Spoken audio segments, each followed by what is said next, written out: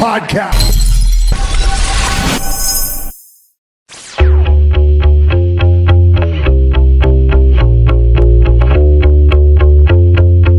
I went down and visited Skeeva. And I got to see that maple leaf tattoo on Todd's ass. Really? He showed you that? He hasn't even showed me that. Let me smack it. We've had so many people DMing us and leaving comments on our YouTube videos about how terrible Trombone Champ's going to do and the company's going to go bankrupt. To see it do so well on launch day was just like, you know what? That guy can kiss my ass.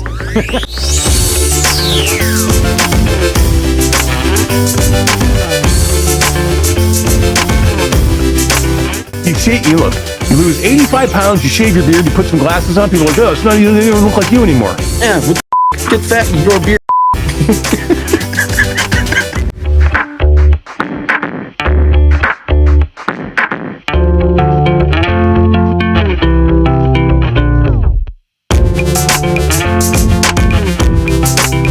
Like, he's already biased because he didn't get what he wanted. He wanted Alien Isolation. If you want Alien Isolation, go play Alien Isolation.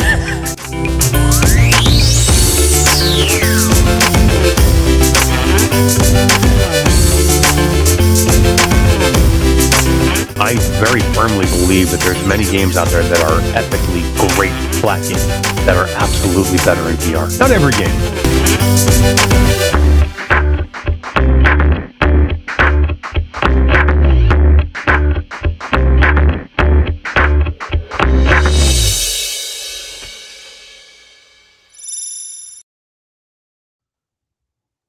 What is going on, everybody? How are we doing on this fine Tuesday evening?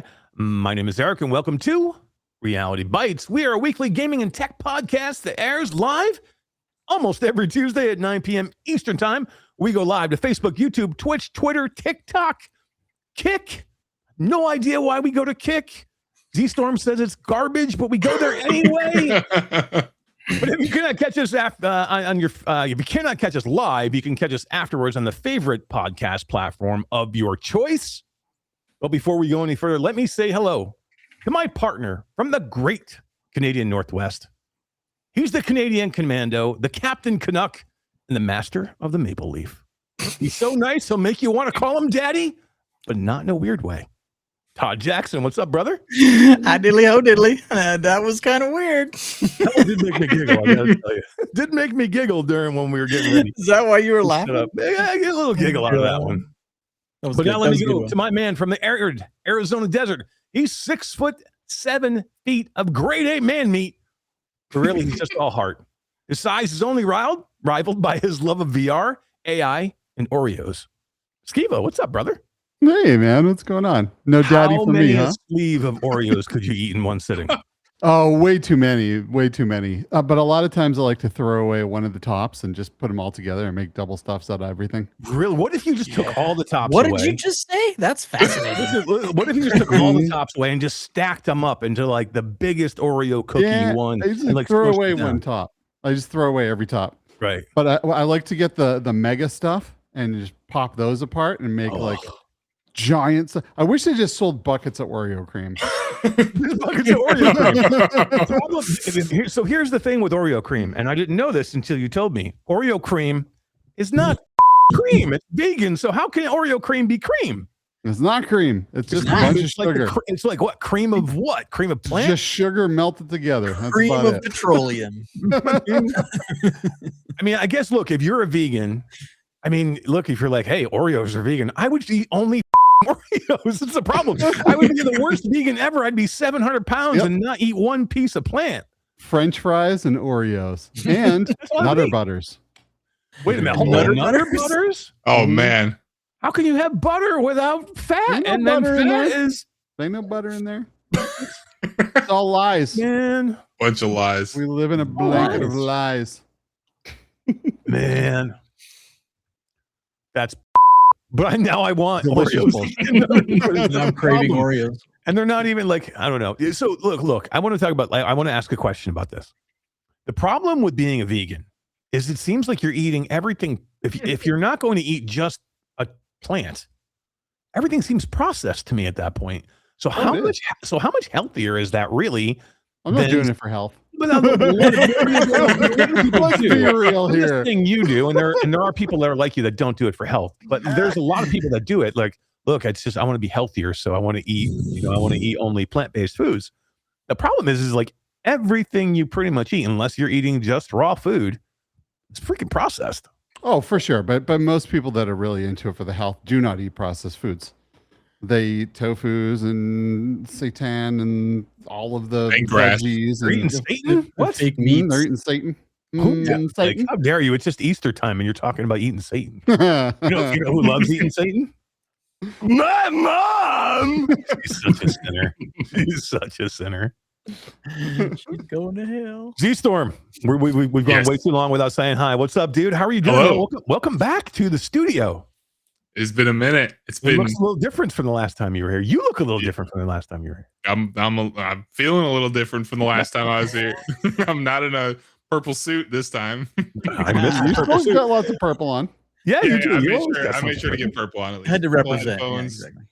Did you see the picture that Todd pulled from you from the thumbnail? It was so classic ZStorm. the 360p. Yep. Do you so you're not doing like your live streaming anymore, right? Like not as much, or do you miss it, or like what like are we ever going to see a return of the classic ZStorm? Yeah, I'd like to. I'm kind of trying to I burnt myself out really hard, like into a wall at 1,000 miles an hour trying to do the 100 days stuff, and like it was fun. And I loved it so much, but it took a toll on me, and which kind of sucks because it stopped everything. It stopped like the normal content creation, it stopped the live streaming, it stopped everything. Yeah, I remember you did. What did you do? You did 100 days in the forest. You did 100 days in Raft. Yep, and I recorded 100 days in Green Hell VR. So right. I still have all the. Footage. I have all the footage done for that. I still have all the footage for the 200 days. I did 200 days in Raft because 100 days wasn't enough to beat the game. You're like, that I'm doing 200.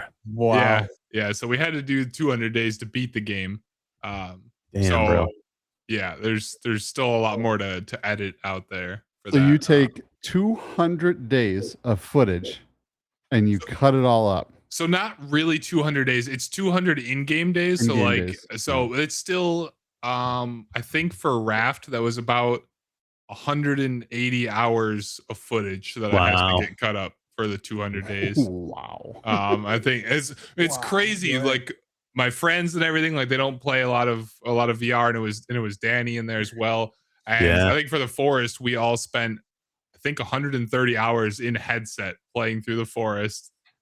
Spent the almost 200 hours in a headset playing the Raft VR mod.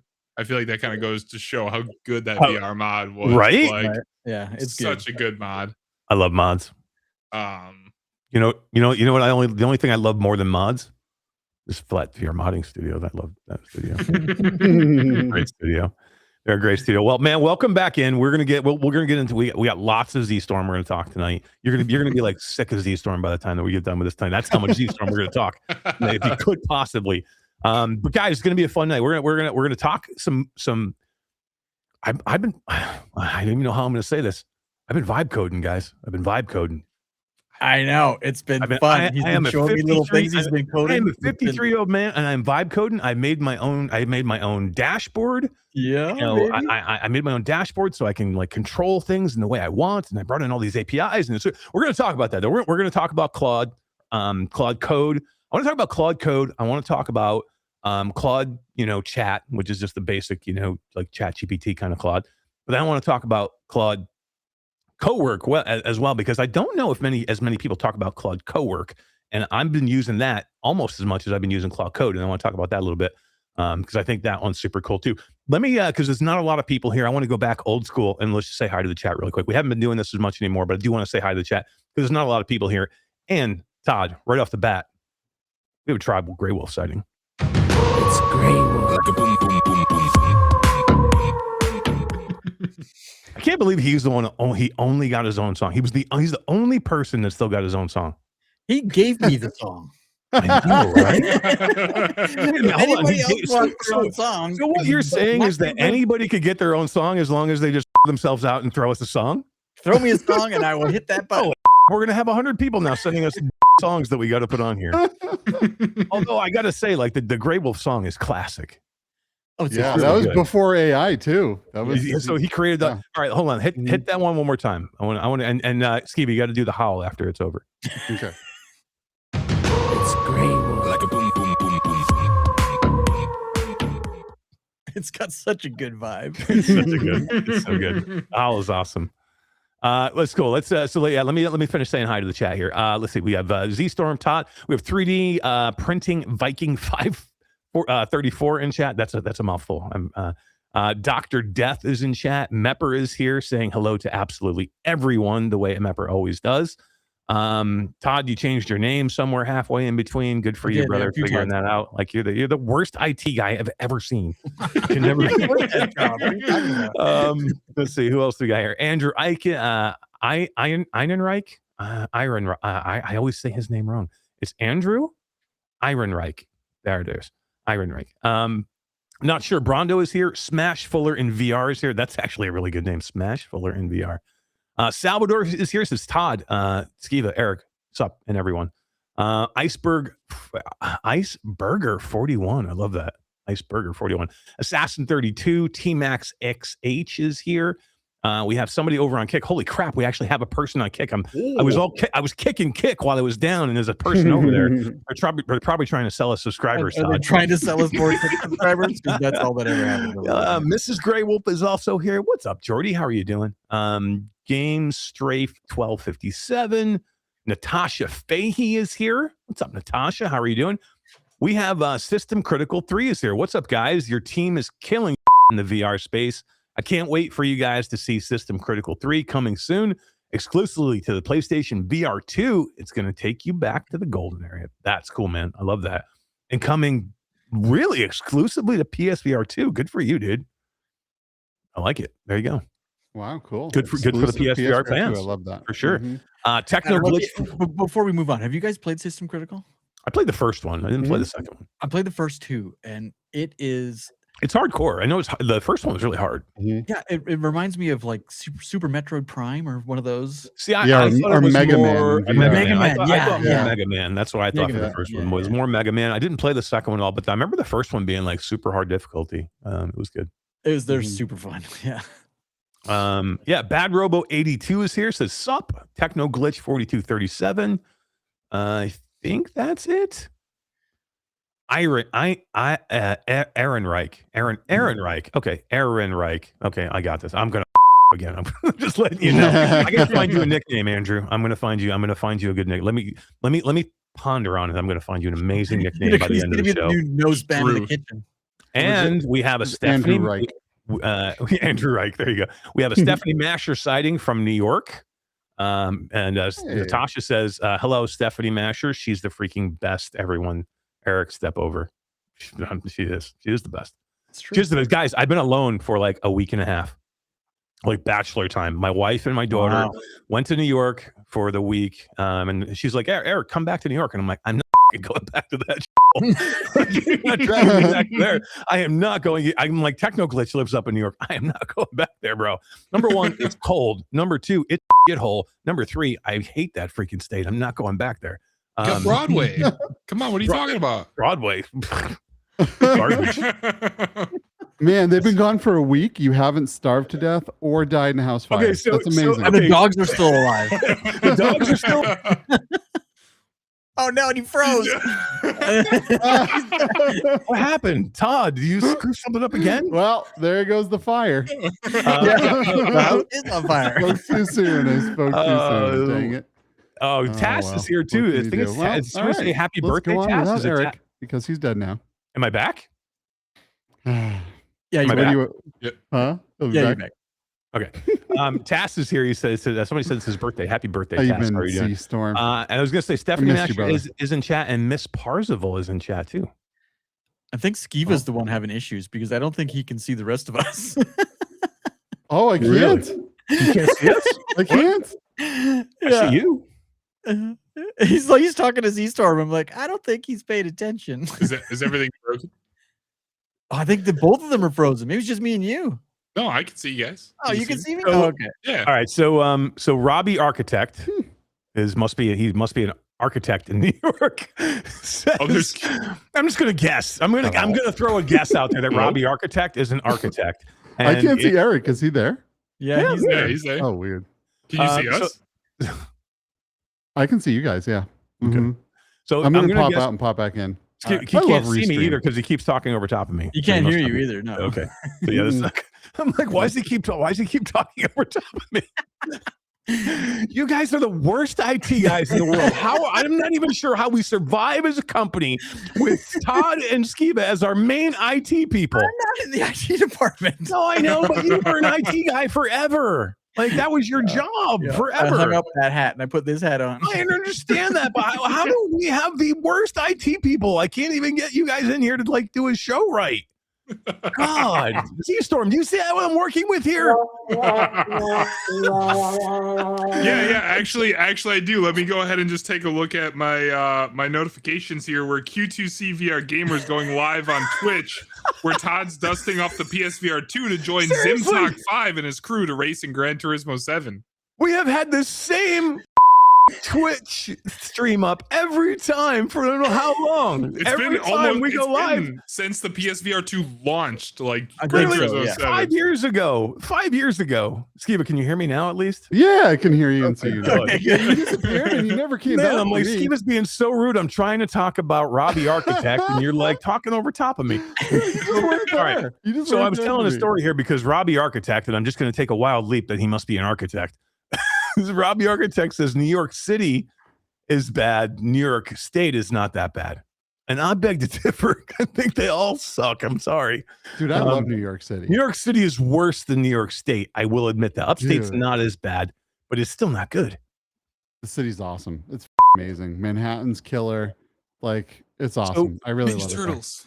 You will okay. You'll love it for like a weekend, and then you're like, get me out of here. Like, get me out of here as fast as you can get me out of here. Like, literally. That's what happens with New York. I mean, look, there's a few people that like New York. The governor of New York doesn't like New York. Seriously. You know who hates New York? The freaking Statue of Liberty is like, get me out of here, man. She's trying to call a cab with her He's arm hailing up a in the cab. air. Yeah, exactly. The only Get bad me part outta about here. New York is the New York Spankies. Oh man, I can't Red even go Sox there. all the way. Oh my god. The only thing worse than New York is freaking Boston. Ah, boo. Boston. Boston. I park my car I in the love me garage. some Boston. My wife, you know who my wife loves? She loves Donnie from New Donnie Kids on the Block. Wahlberg. She loves Donnie. yeah. Donnie Wahlberg. She's a Donnie fan. Like, come on. Nice. Nobody's a Donnie And fan. Mark. Donnie and Mark. Robbie says the statue is French, to be fair. I know the French are painting. The only thing worse than a New Yorker is a French New Yorker. Right. I'm saying the same thing about Canadians. I'm gonna try and like piss off as many people as I can today. Nationalities as humanly possible. Dr. Death 0660 says Saratoga ain't bad. Actually, that was the area that I'm from, is near the Saratoga area, and I will say Saratoga's not bad. Just not Florida. ZStorm. Florida's pretty cool, right? No. What? Not even this place. What are you talking about? I absolutely despise the state. Oh, it's the best state in the world. I love this place. Yeah, I'm with Z-Storm. Sorry. I bought a motorcycle, and the day I drive it, I go out and drive it, I almost get hit 4 times. And I'm like, Oh my God. I'm just like, okay. It's just like everybody it's just nothing but old people who like can't. Look, but that's the either problem is they're not Floridians. They're from New York. They're coming down here. They're old people that are coming from New York. That's Even the problem is if we even could the keep summer though. if we could keep people out of Florida, we'd be all set. The problem is all the things from New York and Boston come to Florida. And Canada. And Canada. You know who the worst ones are? The Quebecs. When the I friggin- told you, when the Canadian when French are the worst. Yeah, oh my God. They drive like pure down here, Todd. It's like they cross the freaking border and they're like, They like forget that they know how to drive. Like if you see a Canadian license plate down here, you're like, just let me get around them before they kill somebody. Canadian license plate. You don't see Canadian license, but what are you talking about? They drive all the way down here. I see them here all the time. They're nuts. And if the license plate is a Quebec license plate, forget about it. Number one, they don't speak English in any way at all, and then they're just pissed off. And you know why they're pissed off? Because you're not from Quebec. That's why they're pissed off. You got to start learning how to speak French. You can't just expect everybody else to be like, "All right, you better speak American, brother." The problem is the people from Quebec don't even like Canadians. The country, they're all assholes. We're the only ones that are really Canadian. Every year, Quebec tries to separate, but it fails every time. Bad Robo, just say you hate Poland and you'd be done. Well, I love Poland. I love Poland. They have the best pierogies ever. That's the one. Pierogies are yum. Gołąbkis, pierogies. I don't know. Oh, sorry, I didn't mean to catch. No, go ahead. Go. The one nice thing about Florida is the no income tax, as well as the mixed with what is that, like from December until January there's like no tax on like hunting equipment or guns or like anything like that at all. Yeah, I've never even heard that, but that sounds amazing. Yeah. But you know what DeSantis is trying to pass is I think this is a real thing. It's no property tax. That would be so nice. I own a house now. How's the province getting all the state getting all their money if you don't have Number one, we're not a province, brother. We're Americans. We don't have provinces here. Get out of here with your Canadian promises. There's no property tax in Florida? No, there is. So the governor of Florida is looking to do away with property tax. So they already got rid of state tax, so you pay no state tax here at all. And they're looking to and what happens is Florida is a very big on it's a vacation space, right? We have a lot of tourists. We have a lot of like snowbirds again that come here for the wintertime. So a lot of people from out of state putting a lot of money into the state. The state is and that's the one thing I love too. The state itself makes enough money that they don't need to steal money out of your pocket. I was telling somebody this the other day. New York is like the biggest ripoff in the world. You want to know why? Because the police are not there to serve and protect. The police are there to write you tickets if you don't slow down enough at a stop sign, or if you go 5 miles an hour over the speed limit, or you take an improper turn, or you change lanes improperly. Like literally, they're trying to find a reason to write you a ticket to steal your money out of your pocket. That's all police. No, it's not here. ZStorm, I never see anybody get pulled over here ever. I've gotten pulled over twice already, and I was never pulled over. I was never pulled over in my entire life before I moved to Florida. You must live in the worst spot in Florida ever. Does Eric live in like an old folks home or something? Where there are no cars? Like I don't have any snowbirds here, nor like we don't. He lives in like hillbilly land where he is. Like I'm in Tampa, man. No one gets pulled over because everyone's going 2 miles an hour in a golf cart. Yeah. No, it's because everybody's in the village just hanging out with the pineapples. Oh no! But seriously, look. Even here, I never see anybody get pulled over. I've never been pulled over 3.5 years I've been here. I've never been pulled over. I never see anybody get like a speeding ticket or like just that kind of crap, because they don't need the income. They don't need it to run the state, because there's enough travel and tourism money here. So they technically don't need the property taxes either. So basically, they're going to make it a little bit easier for people to live here, which I think is great. I think it's awesome. How does infrastructure work if there's no taxes? Like, sure, there's tourists, but you don't have corporate taxes either, do you? Well, again, you want to know the biggest thing? We have Disney here, and they probably pay a very big chunk of money. Plus Universal, reset every world, anyways, from hurricanes. So yeah. Well, if they do away with property tax, Florida's going to get flooded with people. Everyone's going to start moving. Dude, it's already flooded. Property tax is insane. The area where I moved has grown so much. It is insane how much like people are just moving here and no one's leaving. It's ridiculous, actually. It's like, I'm pretty sure Florida is the fastest growing state in the US. Like, it is pretty crazy. It's insane right now. It is. And I think, there's a couple of things. Again, property taxes are going to be, who knows if they get rid of them, but I think they'll go down. And then the state tax is a big thing for people. They don't want to pay state tax anymore. So I think that's a big thing. Plus, the weather's great. Freaking weather's great year round. I don't miss the snow in any way whatsoever. You miss the snow? Whoa. Weather's not great. Well, the winter, I'll say it was amazing. I'd sit on my porch in the hot tub. So nice. So nice. It's Not a summer decent right now. As soon as we get to July, I can't wait for July and August. I can't wait, man. That's July and August, I'm just going to be sitting inside in a corner and not leaving. It's the best. It's the best. You guys live in the same state, but you couldn't be more different on what you like. This dude's like, oh, I love walking outside and just feeling an ocean in the air. It's so good. Hey, you know what I don't like? Here's what I'll tell you what I don't like. I don't like walking outside and like slipping on ice, falling on my ass. I don't like scraping my car windows. I don't like going outside and I can't feel my fingers after 5 minutes because there's so much snow. I don't like looking at snow and have it be like gray and like slushy for the next 6 months. Snowmobiles, ice fishing. What are you talking about? All the fun stuff. All garbage, dude. So I moved. I could not wait skis. to get out of Massachusetts for that same thing. I hate the snow. I hate the cold. I hate the ice. Like, forget it all. I never 100%. want to see it again. Nobody wants to be out there. Nobody. Everybody there is miserable. Trust me. My wife's there right now. She's like, it's 32 degrees. I'm like, you're out of your mind that you went back there. I wouldn't go back there. It was 87 degrees here and sunny today. I'm like, you know what's funny? 30. It is the nice and sunny, like most of the time, is nicer than snow. I'll give you that. You know what's funny though? The 32 degrees you're talking about is when Todd's out in shorts. Hell yeah. He's like, damn, it's hot. Put on the fan. Can't handle it. He's not kidding. Like my house, we leave my house at about 65, 67 degrees all year long. Wait, Celsius or Fahrenheit?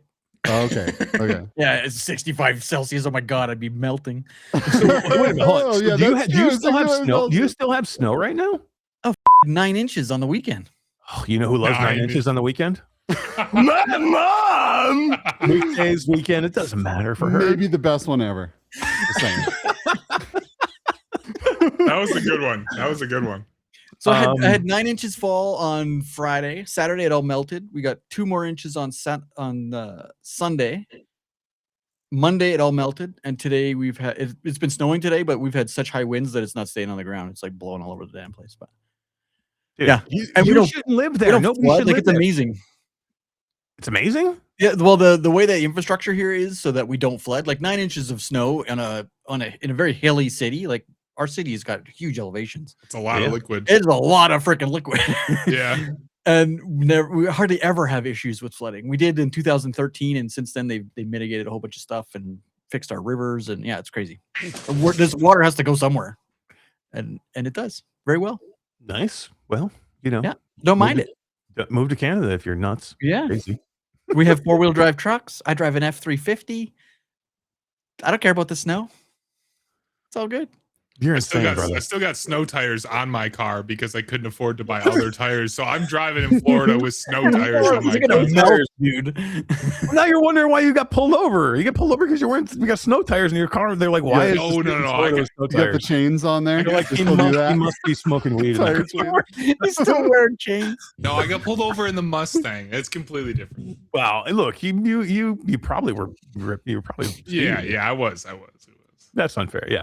I mean, I try and go somewhat the speed limit, like 20 miles an hour over.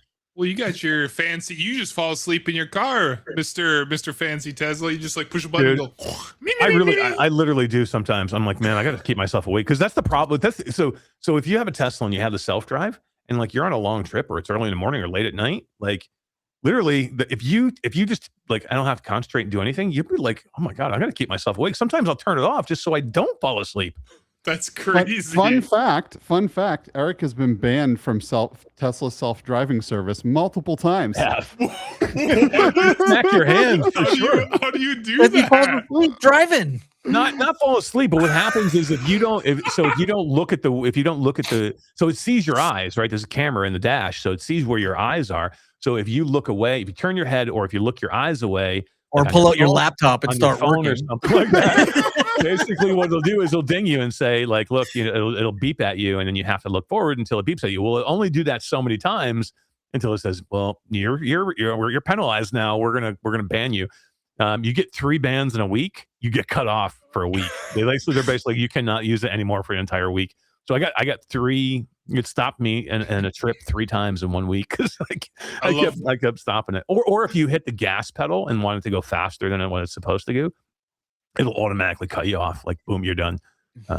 So I wanted to look up something because another reason that I will never leave this city is on average. So from 1981, this study I didn't realize happened from 1981 to 2010.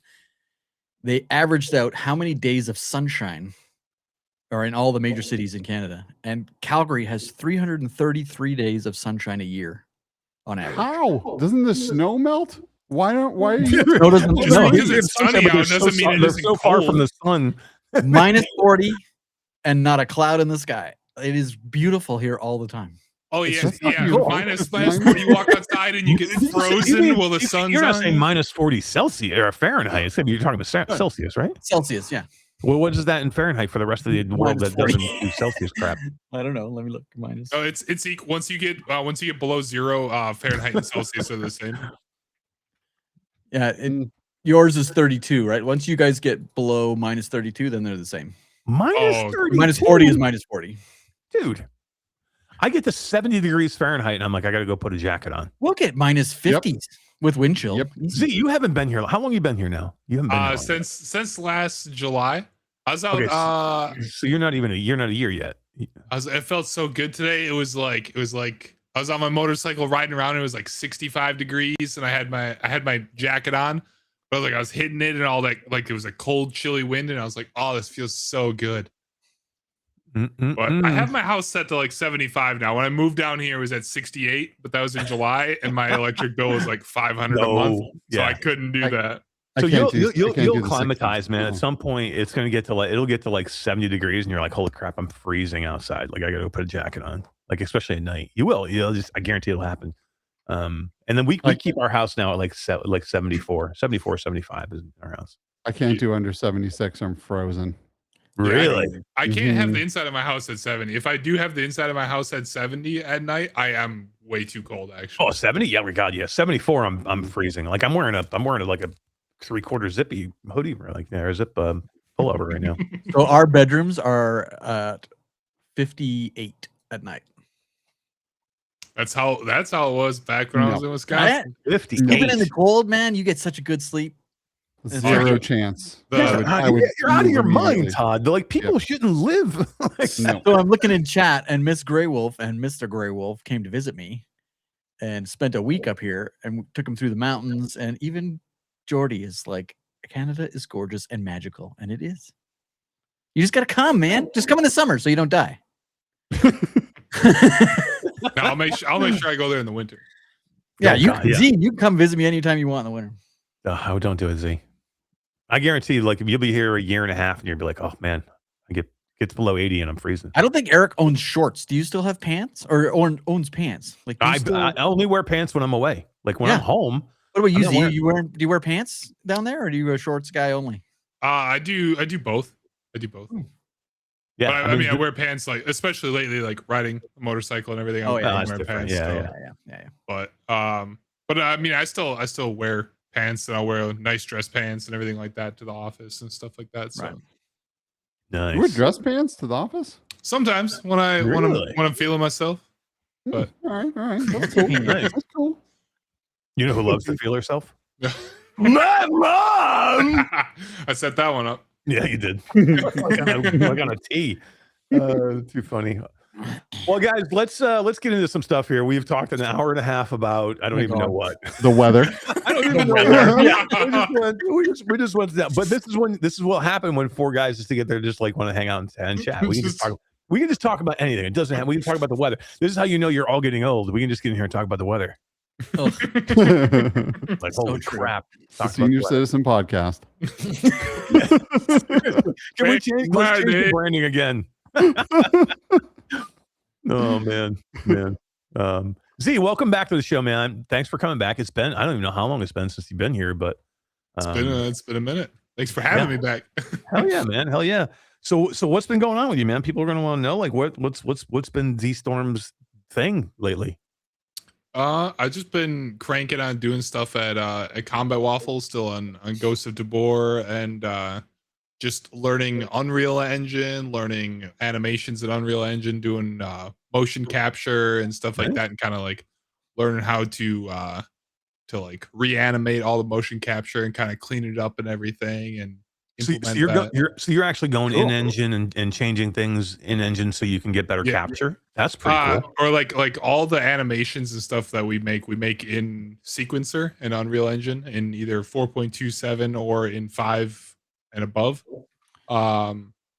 And so we add different plugins in there of learning how to do like making custom blueprints and how to make certain calls to make certain things happen in engine into board, make certain particle effects happen, like with like the muzzle flashes and get lighting to follow the camera and all the cool stuff like that. So That's pretty sick, man. So you actually get to go in and play with all the tools. yeah, That's really, really awesome. Yeah. it's been a ton of fun because Tabor, like it's just such a vast engine, like the way that it was built up, 'cause it's such a complex game. So all the complexities there in the engine and getting to play with that and learn what it is in an engine that already has so much stuff in it instead of just like going and trying to learn normal Unreal Engine and build your own stuff or get like a different project. It's been a blessing to be able to go in and just be like, all right, I get to learn how to do it because I didn't have any experience before. So being taught by Soul and Proper D and just being taught about how to do everything has been really cool. That's super cool. Yeah, I mean, I love that you're actually learning in engine stuff. Like, it's just, a lot of, there's tons of content creators out there, and like, but being able to go in and manipulate the engine enough to do what you need to do inside of it is something super cool that a lot of content creators just don't know how to do. And, when you're able to go in and like manipulate things the way you want them to, because, well, here's the biggest thing. And I talked about this recently in an interview that we did. One of the biggest problems with virtual reality is it's almost impossible to show the magic of virtual reality on a flat screen. So you have to come up with inventive ways to get in there and engine in game to show it off in the best way possible. So like, I mean, I'm sure there's, and I don't know how much content have you made over the years, especially in Ghost of the Board, that you're trying to make that special type of content, and then you're always trying to do something new and different than you did last time. Yeah, exactly. It's always trying to one up yourself, while you do it, like as trying to just do anything you can to be better than you were before. And like you said, it's super cool to be able to do this and learn all this stuff. And when it comes back to eventually when I do go back to my content creation when I want to, I'll be able to open up Unreal Engine, build up my own scenes, be able to do some Russian Badger stuff, be able to build full cinematic intros and build scenes and do all these really cool things and know how to animate my own stuff and know how to do motion capture and know how to do all of it to make these really cool complex videos and maybe add it to the 100 days stuff and like pull assets in there and do cool things like that. Like I'll know how to do all that stuff. So hell yeah, man, that'd be cool. You know who I was talking to recently who's started doing a lot of that on his own, and he was a great content creator making trailers, and that's Demo. Arcalian? What's his last name, Skeeva, right? Akuro. Yeah. Akuro. Yeah. Demo's absolutely cracked. He is he's crazy, dude. But he does a lot of that same He's an stuff. amazing I guy. think he creates a lot in game to create his trailers. So like he just doesn't pull whatever content's in the game. He actually creates content using the game's engine to make it the way he wants. So that's kind of like that's exactly what you're talking about. He just does in trailer form. Yeah, he does exactly what I do, but way better because he's an absolute He's a boss, legend. man. He really is. He is. You can't deny it. He's next level. He absolutely locked the truck in, and that dude learned so much so fast. And his motion capture skill, like the way he can move his body, he's very athletic, so he can really make his motion capture absolutely next level. That man knows how to move like a ninja, and it's crazy. Like all the movements you see and all the stuff he does is his physical body doing that, and then him just touching it up, and which blows my mind seeing some of the movements that those characters do in the trailer and knowing that he did all of that. That's crazy. I can't. It is. It's so cool. I was talking to our team, who does a lot of our art in-game content, our trailer stuff. So Carl, who is one of our main capture people, he for Flat Out, we didn't have control of a camera because Flat Out's in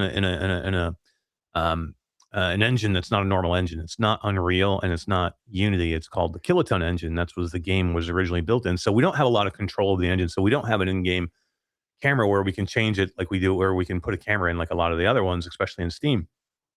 So he wanted a view from outside the car, but like almost roadside view. So, but like where he could see the front of the car. So literally he had to like dip his head outside of the car, through the body of the car to look down at the quarter panel and look at the front of the car. And then that's how he got it. So if you look at like the video that we shot for the VR gaming showcase, you'll see some views where it's like side of the car, road like right here, side of the car looking this way at the front end of the car. That was him literally having his head a foot from the road.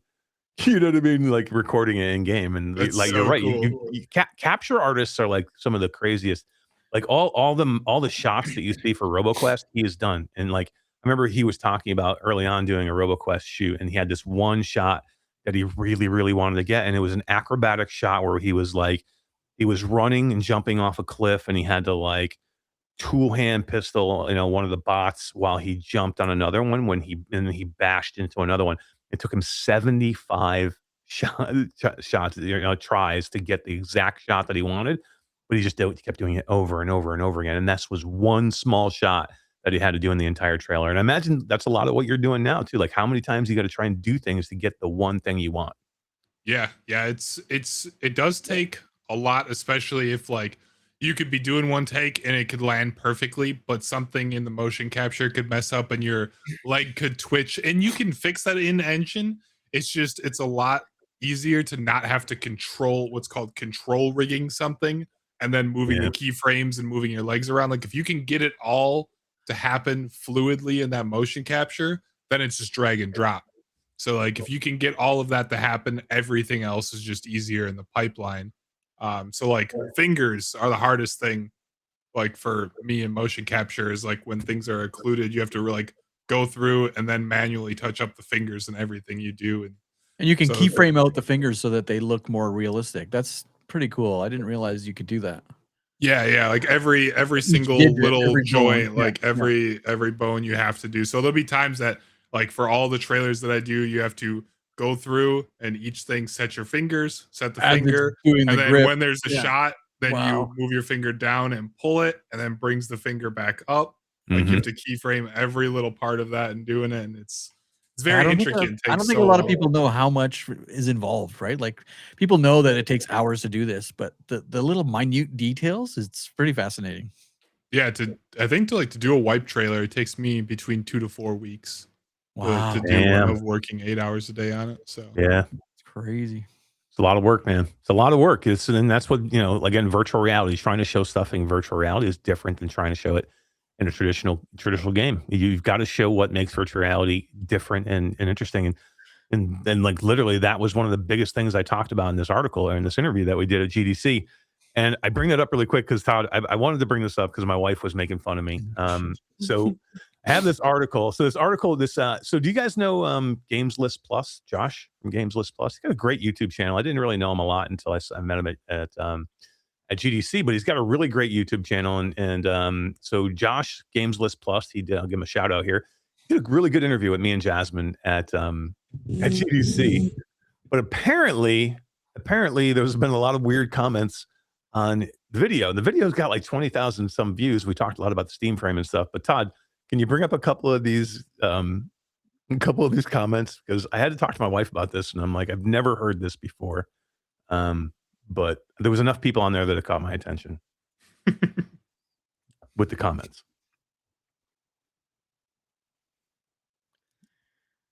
So here's one of the comments. Very cool to see Master Ken interview Jeff Goldblum. I'm like, okay. I'm like, what? I'm like, really? It was me and Jasmine, and I don't know who Master Ken is. He's calling this guy. He's calling Josh Master Ken. I don't know who Master Ken is. But Todd, that wasn't the only one. And then like another one, it was like, I didn't know Jeff Goldblum is the CEO or COO of Flat VR Studios. I'm like, what? Is this possible? Like Jeff Goldblum? I'm like, who? Like I've never heard not once ever. But that wasn't even the other one, right? Was there another one? No, I found another one. Yeah. Oh wow, I never really thought. Yeah? It kind of looks like Jeffrey Goldblum. So then he had to explain it, which I thought was hilarious. The American actor who was in Jurassic Park, he played Ian Malcolm. All right, holy, Todd. You do so much like right. you very much look like him. What? Not that one. No. You need to find a new picture of him. Yeah, you gotta A find current old, picture. is it the old Jeff Goldblum, you think? You wanted me to find old Jeff Goldblum. I think it's new Jeff Goldblum, but it's more It's gray hair. definitely the new one. It's I think definitely so, too. You think it's the new Jeff Goldblum? yeah. Yep. Yeah. Oh, it was too funny though. Like I'm seeing all these comments. I'm like, I've never heard this before. Are you kidding me? And then like I'm talking to my wife and I'm like, is that real? And she's like, no, I don't think so. She's like, no, I don't think so. And I'm like, but like all these comments, and she's like, I'm like, all right, like I guess. I've never heard that once before. Todd, you said you told me that before. I never heard of that. I'm before. sure I've told you that before. Yeah, I'm sure I have. Skeeva, I'm not Got to get you in a white suit. I mean, Hey, I look think at the right only there. thing is the All right, glasses. okay, maybe. that is I don't pretty know. good. I just Right. need to let my hair go gray, bro. Let your hair go gray, and you're Jeff Goldblum. It's All right, the, give me a it's side by- the give me- skinnier all right, face. give me a Like your side by face side with gets that. skinnier. Pull my picture up right here. Can you put my picture in a big box? I can't pull them up together now. It won't let me do two things at once. Sorry, That's a little bit closer, I think. but that's closer. That one is a little closer. Yeah. You should wear that suit for Halloween. Dye your hair gray. I'm down, man. I'm down for that. Robbie says there's a big difference between hot Jeff Goldblum and old man Jeff Goldblum. Yeah, What are you trying to say? yeah. Robbie, the architect? He kept telling me, he's like, get one from Jurassic Park. I'm like, it doesn't look like you. Not sure Bruno says, oh yeah, Jeff Goldblum. All right, yeah. I don't know. You can't unsee it. Yeah, I don't know. No face resemblance. Sorry, Matt. I didn't think so either. Says Miss Grey Wolf. I'm with you. I don't see it. Like I don't see it at all. That's Well, pretty Yeah, funny. yeah, I see. I it. mean, Jeff Goldblum is freaking awesome. He is. I love Everything Jeff he's ever Goldblum. done has been amazing. So that's You gotta that's smile not like a you Why? bad He was in thing. Jurassic Park. He was in God. He was in Guardians of the Galaxy. yeah, man. Man, he's always been in good movies. He's Mhm. even the comedies he was in were really good. Absolute legend. Too funny. Yep, Yeah, he is a really legend. is. Too funny. But that was a Invasion great of the inter- Body Snatchers. Oh, was he in that? Really? Mm-hmm. The 70s one, not the The original. Fly, 50s wasn't he one. the Fly? No, he It was the Fly. Yeah, yeah. Mhm. Yeah, come Yeah. on, like he's old school. Yeah, Not sure. yeah. Brondo says that was the first thing I thought when Eric was first sporting the glasses. The Fly? No. The Fly. No, he was sporting that I look like an old man. Or like old man Goldblum. Old man Goldblum. Could be. Mm. He aged like fine wine. I told somebody I was 53 today, and they're like, "No," and I'm like, "Yeah, I swear to God, I'm not kidding." Yeah, I don't know. I think was you need, that? I don't know. I think if you let that hair go gray, then maybe. But I don't know. I think you look in your 40s for sure. Team XXA says, "I stand my assessment I made months back on your stream, saying Eric looks like a love child between actor Raul Julia and Ted Raimi." I had to look up Ted Raimi because I didn't know who that was. Yeah, who's Like, Ted Raimi? I'm Raul. trying to remember who's Raul Julia. Didn't he play like Gomez Adams on Yeah, the yeah. Family? Ted Raimi? Really? That's Ted Raimi?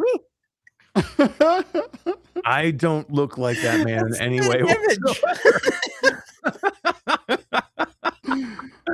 Oh my god. Oh my god, that picture's awesome. That's kind of funny. Oh, my Oh, God. Z, nice cat, bro. What's the cat's name? Yeah, this is Nessa. Nice. Nessa? Yeah, destroy the secret lab chair. That's fine. Yeah, there you go. There you go. Too funny. Z, you been playing any VR games lately? Deadly Delivery. I think that was the last one that I really got into and jammed on, and absolutely loved it. I love the voice changers. I love like the proximity That is chat, cool. like when you and the opening the doors, like you walk up to the door and you push a button and you scream, and then a monster's hand comes out and whacks you, or there's a little snail that comes around the corner. You're like, oh, it's a cute snail, and then it just instantly kills you. Yeah. Just all the cool, goofy little things that are in there. We had a lot of fun. So we worked with that team at Impact Reality because we helped put it through our Impact Labs to do a whole bunch of testing for it because they needed testers early on, and it was early when we got in there, but we had a blast. Like literally, it was like kind of janky. It was because it was early in development. It was hard to get through, but like you could see where they were going to back then. Like we got in like I don't know, probably 8 months ago, Todd. Yeah, we started playtesting it. I think I'm gonna say August. Yeah, it was a long time. It was A long it time was ago. so it was so early. Like they didn't have. I think they only had one map. Maybe it was two, but that was it. Like and it was basic and like, but it was just you could see where it was going already. Z at that point, like and we would just get in there like four of us to test it out, and we would just laugh for like an hour. Like you would just laugh stupidly and like jump around and like. You know, and then we would die and then just watch somebody else be alone and freak out trying to get out of there. Yeah. Completely Which one of y'all suggested the Neos butt slapper to be implemented into the game? I don't remember that one. Me neither. That must be You new. can take your hand and like you can just like slap a player and it makes like the slap sound. Yeah. But you can slap their Oh butt. yeah, like, yeah. the No, I wiggly do butt remember cheek. that. Yeah, that was in there that was actually in there when we started testing. That was one of the things they had in early on. I remember that.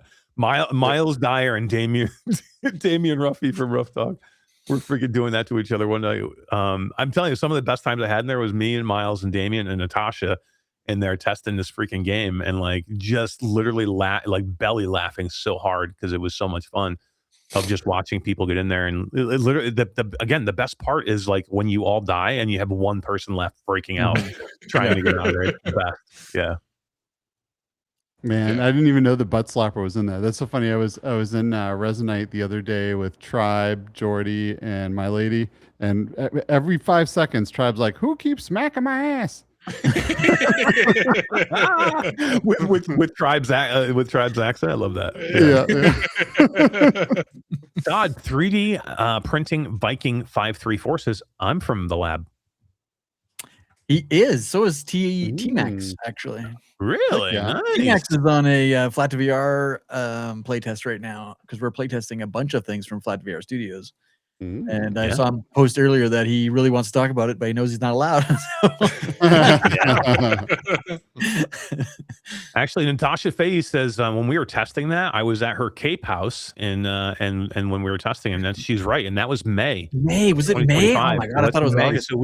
So we started almost we're almost a year ago. We started testing that game early on. Wow. So and that's what it is. And the lab people from labs here, give yourselves a pat on the back. You guys help make these games good, right? Like, if it wasn't for the testing and all the hard work that you guys put in, the developers might not know that they got to fix this or fix that, or what's funny, what's not funny, what to leave in, what to take out, what makes the game good. Yeah.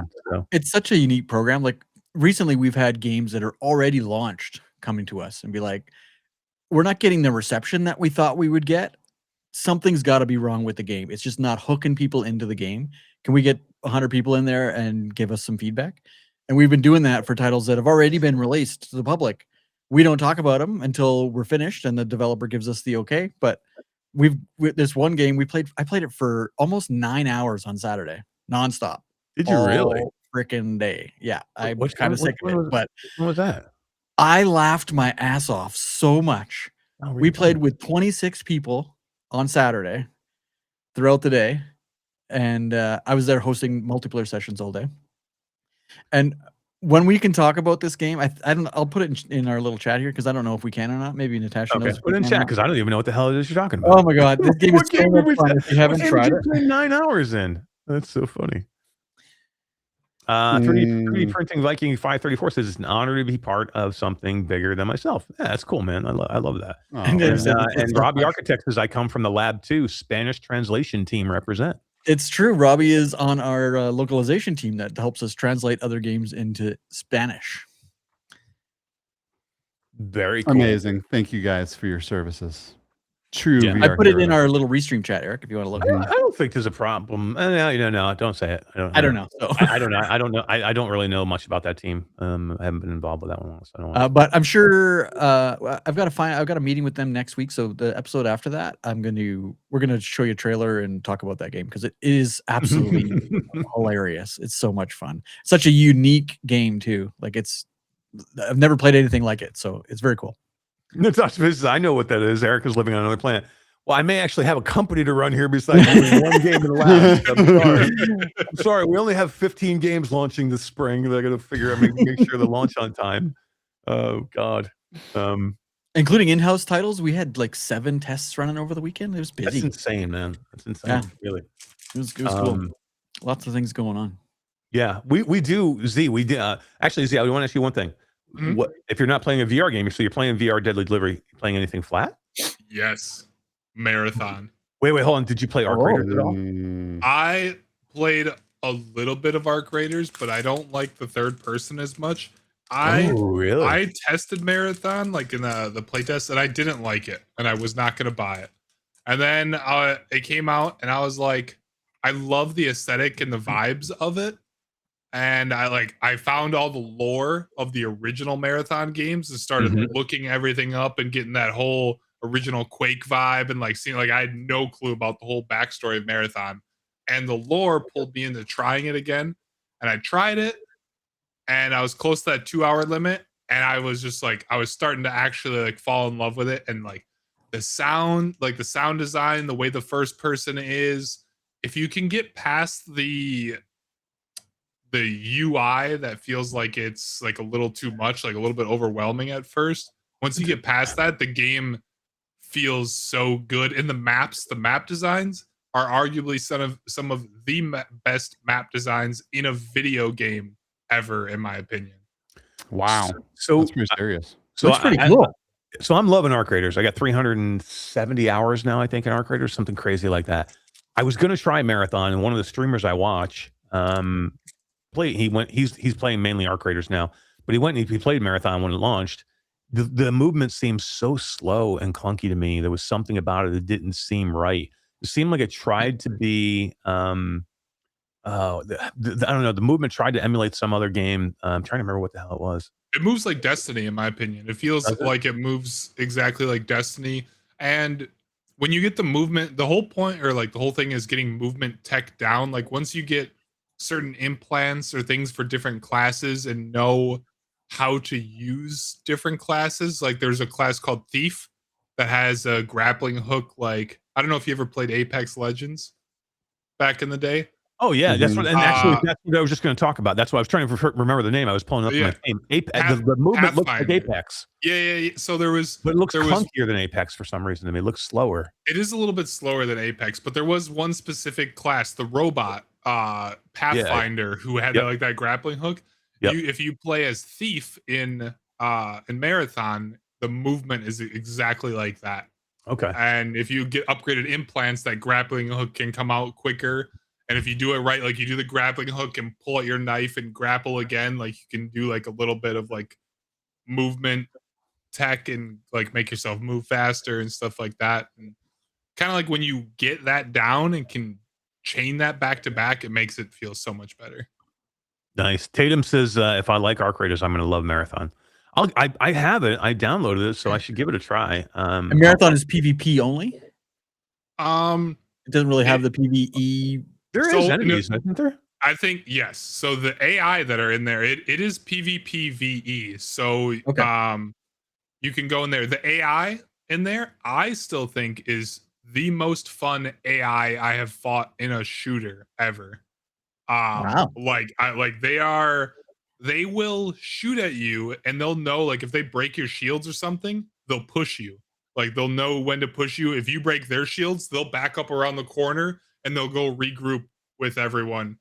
And then they'll call in reinforcements. Like if they're coming, like if they're getting down really, really low on troops, they'll all back up and then call in a reinforcement drop ship to drop in more troops to come and fight you and stuff like that. So it's constant waves of knowing, like, okay, do I have enough ammo to actually fight these bots? Because these bots, there'll be times that, like, later in runs, a player can drop in called a rook, and so they kind of look like a robot, but they come in at the end of the raids.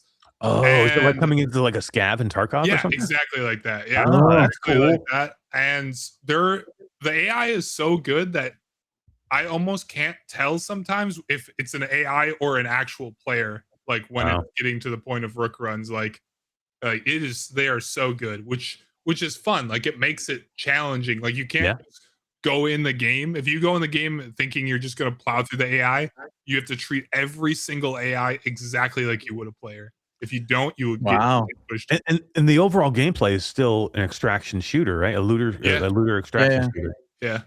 Dang, I gotta try this game, man. I haven't really even looked. How many can you squad up? 4 people? 3 people? What's it's 3 people. 3 people. Cool. All right, I'm gonna have to try this now. I'm gonna be hooked on it. Tatum was telling me the other day, he's like, man, I'm still hooked on Dead Zone Rogue, and I'm like, I gotta get back to that. Like, I love that. Yeah, you When was like the last that one time a you lot. played that, man? Yeah. I haven't played it since I started Arc, because I'm wow. hooked. I got 370 hours in Arc. Like I'm my literally, God. and the Arc just had a new update. They've got Skeeva. They have all brand new Arc now that just fuck you up, dude.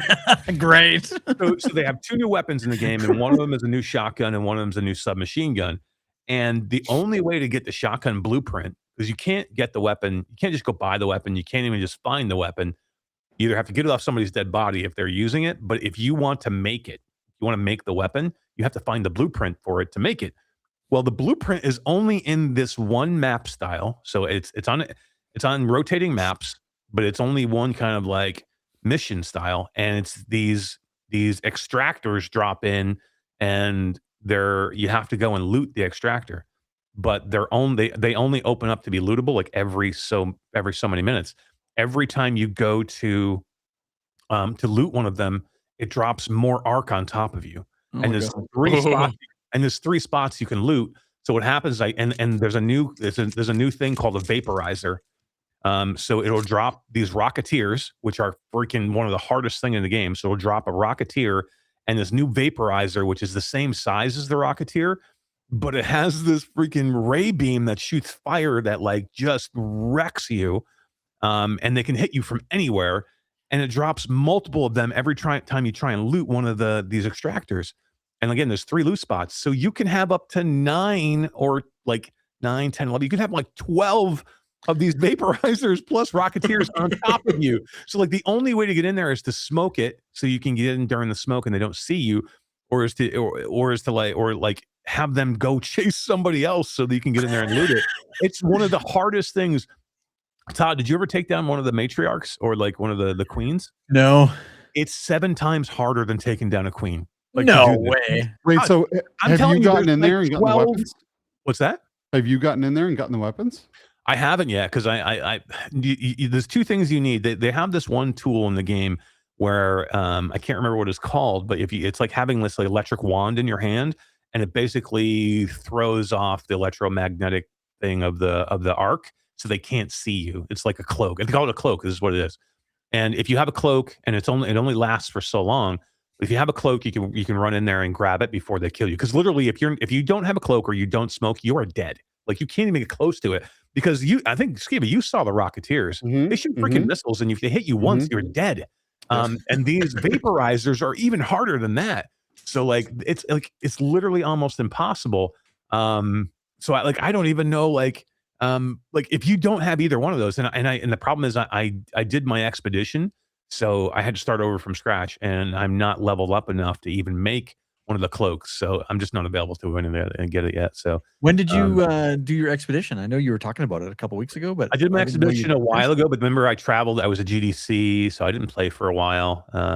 You did it before you went to GDC? Right before I went to GDC, I did my expedition. Started from 0 again, and I think I'm up to the level of 37 or 38 now. But the problem is you can level up, but if you don't open up your stations, right? Like they have workbenches and stuff, workbenches, and what it is, I need workbench level 3 to open up the cloak to be able to make the cloak, and you can't buy it from any of the traders. You can find it in game maybe from another raider if you kill somebody, but I don't PvP a lot solo. I'll PvP when I go into other people because I want to go in and like take on like a whole bunch of big lobbies, but solo I don't PvP a lot. So, but it's good. Like the new Arc are great, the new guns are great. Like trying to go find them is awesome. It gets good again. Like, and they need a new map though. That's the problem, and I hope they find it. But I'm gonna go try Marathon. I'll get in there and see if we should all get in there and play. That'd be fun. Hell yeah, man. Down Hell yeah. Cool. What's everybody saying in chat? Robbie Architect says the vaporizer are relentless. They can hit you from anywhere. Yeah, and they can hit multiple people with one thing, and they burn you. So what happens? It's not one hit. So it's like they shoot a laser at you, and when the laser hits you, it starts you on fire. So it's like you're on fire for a period of time. So you constantly lose your shield and you lose your health as you burn. Brutal. I need to play Arc. You get into Marathon, and I'll get into Arc Raiders. Seriously, let's do that. That would be awesome. Awesome Tatum says Dead Zone Rogue is so good. It released on Switch 2 and still plays great. What? It's on Switch 2? What? Dude. Yeah, that's wild. I wonder how it looks compared to like Steam. That's cool. That's crazy. Yeah. You have what the Witcher 3 released on there. You had like there's so many big games that released on Switch. I still think that GTA 6 is going to come out on the Switch too. Do you really? I do. I would be shocked. I do. Part of me thinks that it will, but I also don't know. Man, I would love, like, I wish we knew a solid release date. I know there's the announced release date, but they keep pushing it back. And obviously, it's a massive game. But I wish I knew, like, when it was really coming out, because I would love to just take a week off and do nothing but play GTA 6. Can we like think about that for a second? How much the world will stand still when GTA 6 releases? Yeah. Everyone, all companies are gonna fall on their face because everyone's gonna either be sick or taking off for a week, or losing their jobs or quitting just to play GTA 6. It will be so monumental that it's like the day the earth stood still. Everyone will be in there. Man, I actually think you're right. I think you're right, and I think, you know, look, the gaming industry itself has been in a little bit of a weird spot. I think it will bring people back into gaming again, like get people jazzed up to go play games again. So, and I don't think this is just going to be like a GTA thing. I think people will stay. People will be like, oh, look, you know what? I just paused. I played Red Dead forever, and got out. Or I've been playing GTA 5 forever, and I'm just not doing it anymore. I got tired of it. This is one of those games that will pull people back into gaming. We all get that. We all get those points in our life when we're just like, everything. I had it for me before I tried VR. Like, I was out of gaming. I'm like, everything feels the same to me. I'm like, I did the same old thing over and over again until I put a VR headset on. I'm like, boop, this is different for me. I want to do something different. And like, it's been, I'll go ever since. But like, look, I think people are in that right now. They're like, man, everything seems the same old puked out stuff. Nothing's changed. Nothing's different. Most of them haven't tried a VR headset on, dummies. But or they tried it on 5 years ago, got sick, and they think it's the same thing. But I think GTA 6 is different. It's game changing. It will bring people back in. It's like if you did a new Elder Scrolls or something big like that, or like this is a game that will bring probably one of the biggest games ever that will bring people back into gaming that have been gone for a while. And I think this will stimulate the entire gaming industry, at least for a while. I don't know if it lasts, but it definitely will for a while. I wonder where it stands as far as the biggest budgets in the world for games. I would love to figure out what they end up spending on this game. It's got to be the most expensive game ever produced. Like, for sure. Like it. Damn. And it. I'm think excited. Oh, sorry. Go ahead. No, you please. I'm both excited and scared because, like, if it's super good and it sucks everyone in, it could very much kill off a lot of other games, though. Like, it could suck all the community from every other multiplayer game that's out there that has like small niche communities and everything, and just suck them all into a new area that fills that void of what they've been looking for. Type of thing. I think it'll definitely do that for a while. Like, you're going to have a zone or an area or of time that will basically be like a no-go zone. Like, everybody will be doing that. But then I think it'll settle within a month, 2 months, maybe a little bit longer. And then you'll see people are like, okay, what do I want to play next? Or what's in my library that I haven't even tried yet? Or what do I want to go check out at that point? It's like anything else. It's like VR. It's like, how many times have you like gotten like, I haven't been in VR for a while. I need that one game to pull me back in. And then I'm like, oh, let me go try that one again. I played Trombone Champ there, and I'm like, man, I haven't played this in a couple months. It was awesome. I'm like, I went in and played. I was just testing a couple of songs, and I ended up playing for like almost an hour. And I'm not even like, I'm not a Trombone Champ guy. Like, I don't, that's not like I'm a shooter fan, but I mean, I love that game, and it's just fun to be in. So, and then I'm like, what else can I go play? And it happens to people a lot. Like, they get back into it, and then all of a sudden, like, you're back in it again, and you're playing different things, and go play different stuff. And guys, I think we have a game coming up, launching this week, that is a retro boomer shooter that I think has that kind of thing where it could really bring people back in to gaming. That if you're looking for a fast-paced, fun boomer shooter, this could kind of light you back up and get you back excited. ZStorm, have you heard much about Wrath, Aeon of Ruin, the brutal edition? very little bit. I think I saw the trailer. I think I did see the trailer when I was watching the showcase, and it looks pretty cool. Awesome Tatum says, besides a Wraith VR plug, I'm looking forward to Saros. I don't know what that one is, but it sounds cool. But how about a shameless Wrath VR plug? Todd, do we have a trailer? We definitely have a trailer. Let's see the trailer for Wrath Aeon of Ruin VR. Hey, I'm Baggy from Team Beef. We spent years honing our skills, bringing classic shooters into VR. Now, we've taken everything we've learned and brought it to a title we can't wait to share.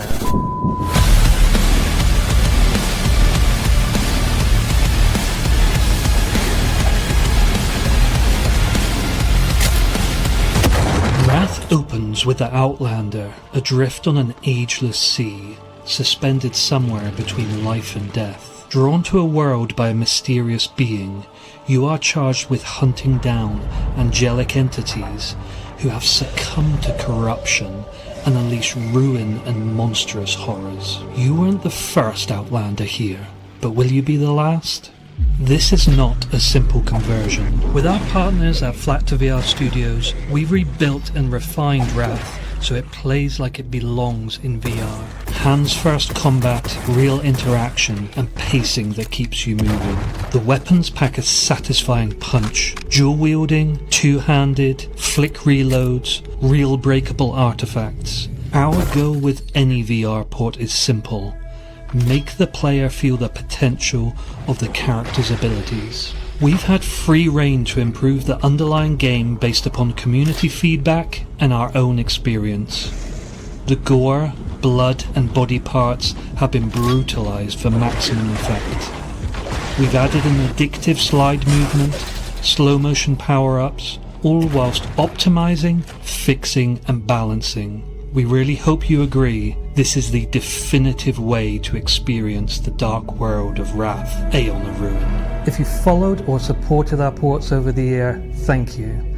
This is a combination of years of work, learning, friendship, and engagement with our awesome community.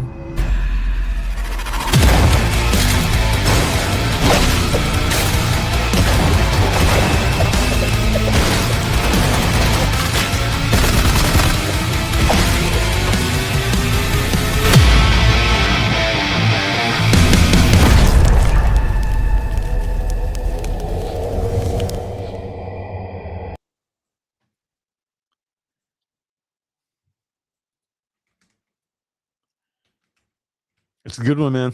It's a fun one to play. Adding to my wish list right now. I actually did not fully see that. That looks so good. That actually looks so good. I loved playing all the Dooms through in VR back, when when the ports first came out by Team Beef. Yeah. That was one of the first things I streamed outside of Population 1 was No way. Doom in VR.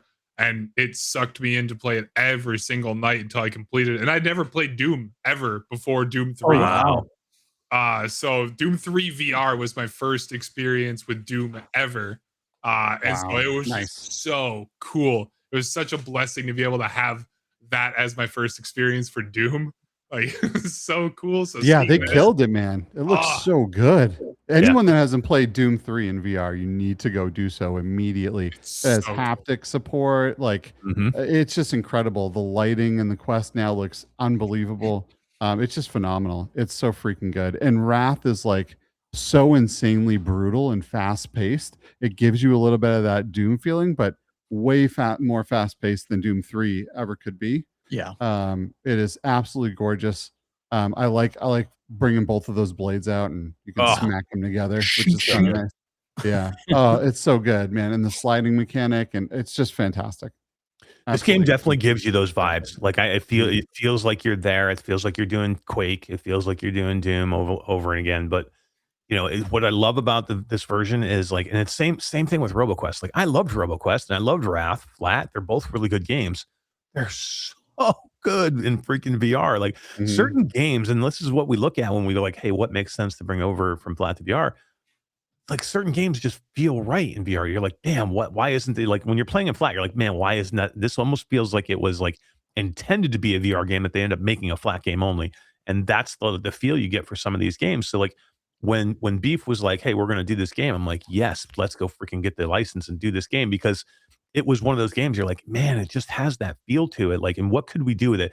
And then look, the PlayStation version was not the same company. It was a different company that went and did the PlayStation version, Right. and it's not the same. They did not do the best job with it, from the original developers, Killpixel, who did a great job on Steam. So for us, we wanted to kind of like pay Wrath, the respect that it needed and bring it to where it should have been. And that's why we've kind of made it the brutal edition, because it's not the same version that you're seeing flat.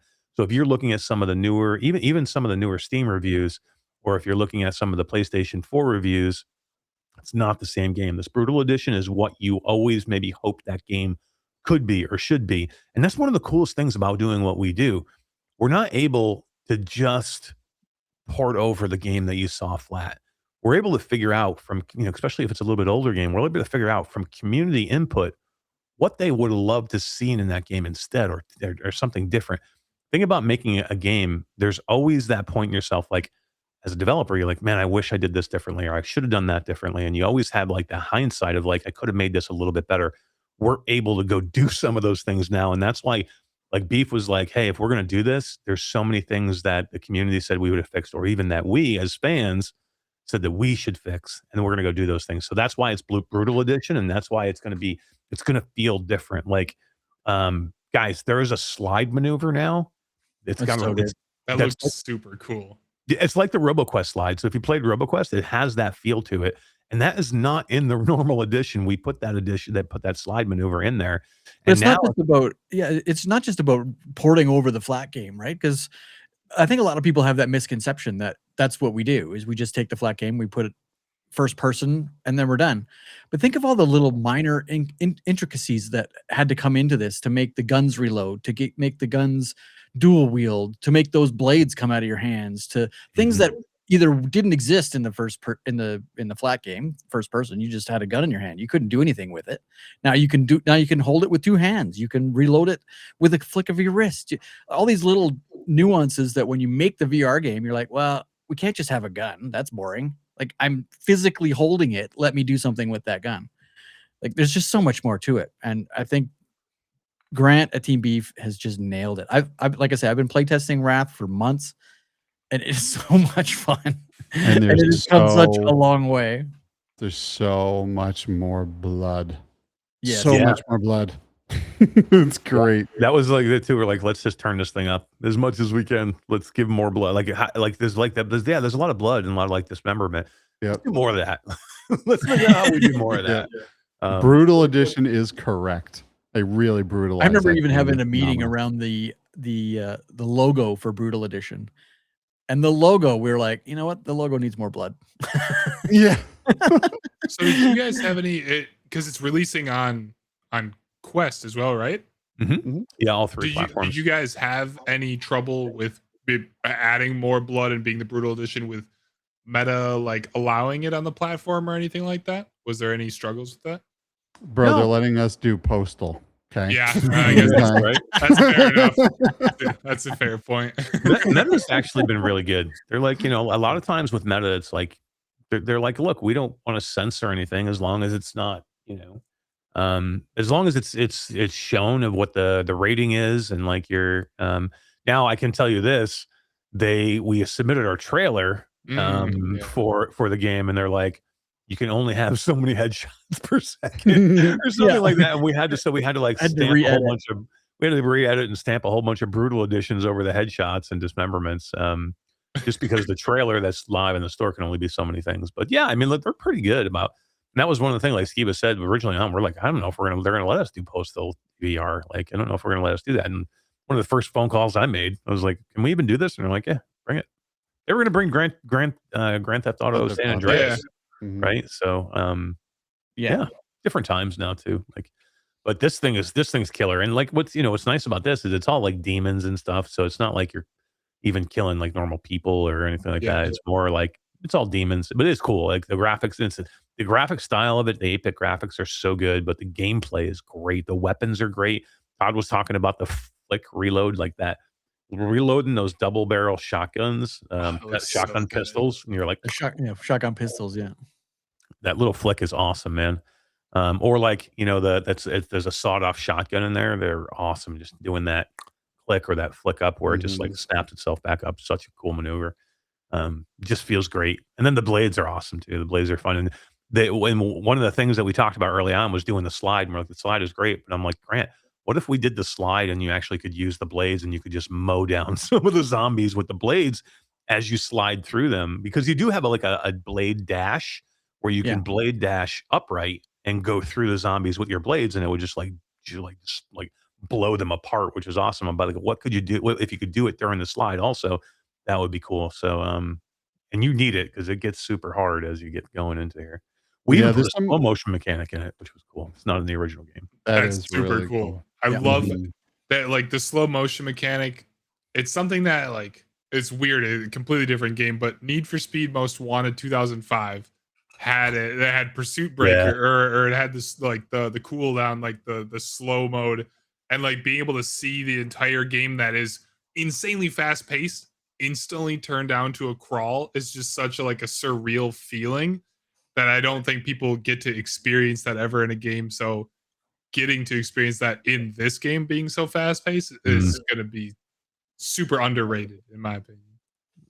I love it. And it is so fast paced, and to slow it down is wild. And sometimes there's just so many enemies coming at you that like if you stop for a minute, you're just dead, man. You're just dead. It is so much fun. And those flick, I love the full size shotguns flicking those things up. Reload them. So good. It just feels great. The mechanics feel amazing. Team Beef crushed this. If you put someone in this game and you told them that this wasn't originally VR game and they never heard of the flat one, they would never believe you. This feels like it was built from the ground up. Truly is. Yeah. It's a marvel. Some of the feedback from the lab, the Impact Labs, was might not be a game for new people to VR. You just might get sick. Yeah, it's true. It is brutal in that way too. It's so fast. Yeah. It's fast. Yeah, and Austin Tatum says you guys are making me excited hearing how fast it plays, and it does. And in Miss Parcels, there's a lot of dismemberment. Awesome. Hell yeah, there's a lot of dismemberment.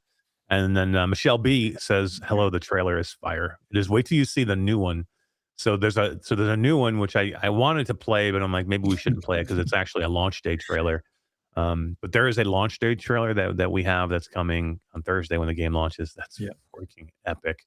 Carl and Baz, our content guys, did such a good job with that trailer. And it's hard, when you know this, when you're making content over and over and over again, to do something different. It's like just trying to because Carl's made, I don't know how many videos now of RoboQuest, and even now Baz and Carl together have made how many videos of Wrath. How do you come up with something different every time? That's just the planning of it's the hard part. Yeah, our trailer team is top notch. It takes it's a lot of a lot of new creative thinking, and in my case I go back and I watch old films actually, and I watch old camera work and stuff like that, or I'll look up on YouTube you best unique camera work, and I'll find movies that have really unique cool types of camera work. And Matrix is a good example of what I take inspiration from. The Wachowski brothers or sisters now, but Speed Racer, any of those movies, they did such a fantastic camera work job that they created industry standards for the way camera works. And so a lot of that just inspires and helps create new ideas for how to do different trailers and stuff like that. And do you have a group, like a drawer full or boxes full of journals of things you want to try and just haven't had an opportunity to try, or tips and tricks so you don't forget? I can imagine you must have a backlog of information. I have tips and tricks for different camera movements and different camera works that I just keep in my Google Keep notes.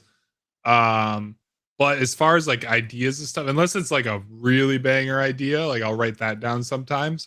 But usually when I start a trailer is when I'll be like, okay, I now have the time. I'm going to sit down and take a few days and just watch videos and films and things like that, and kind of plan stuff out that way.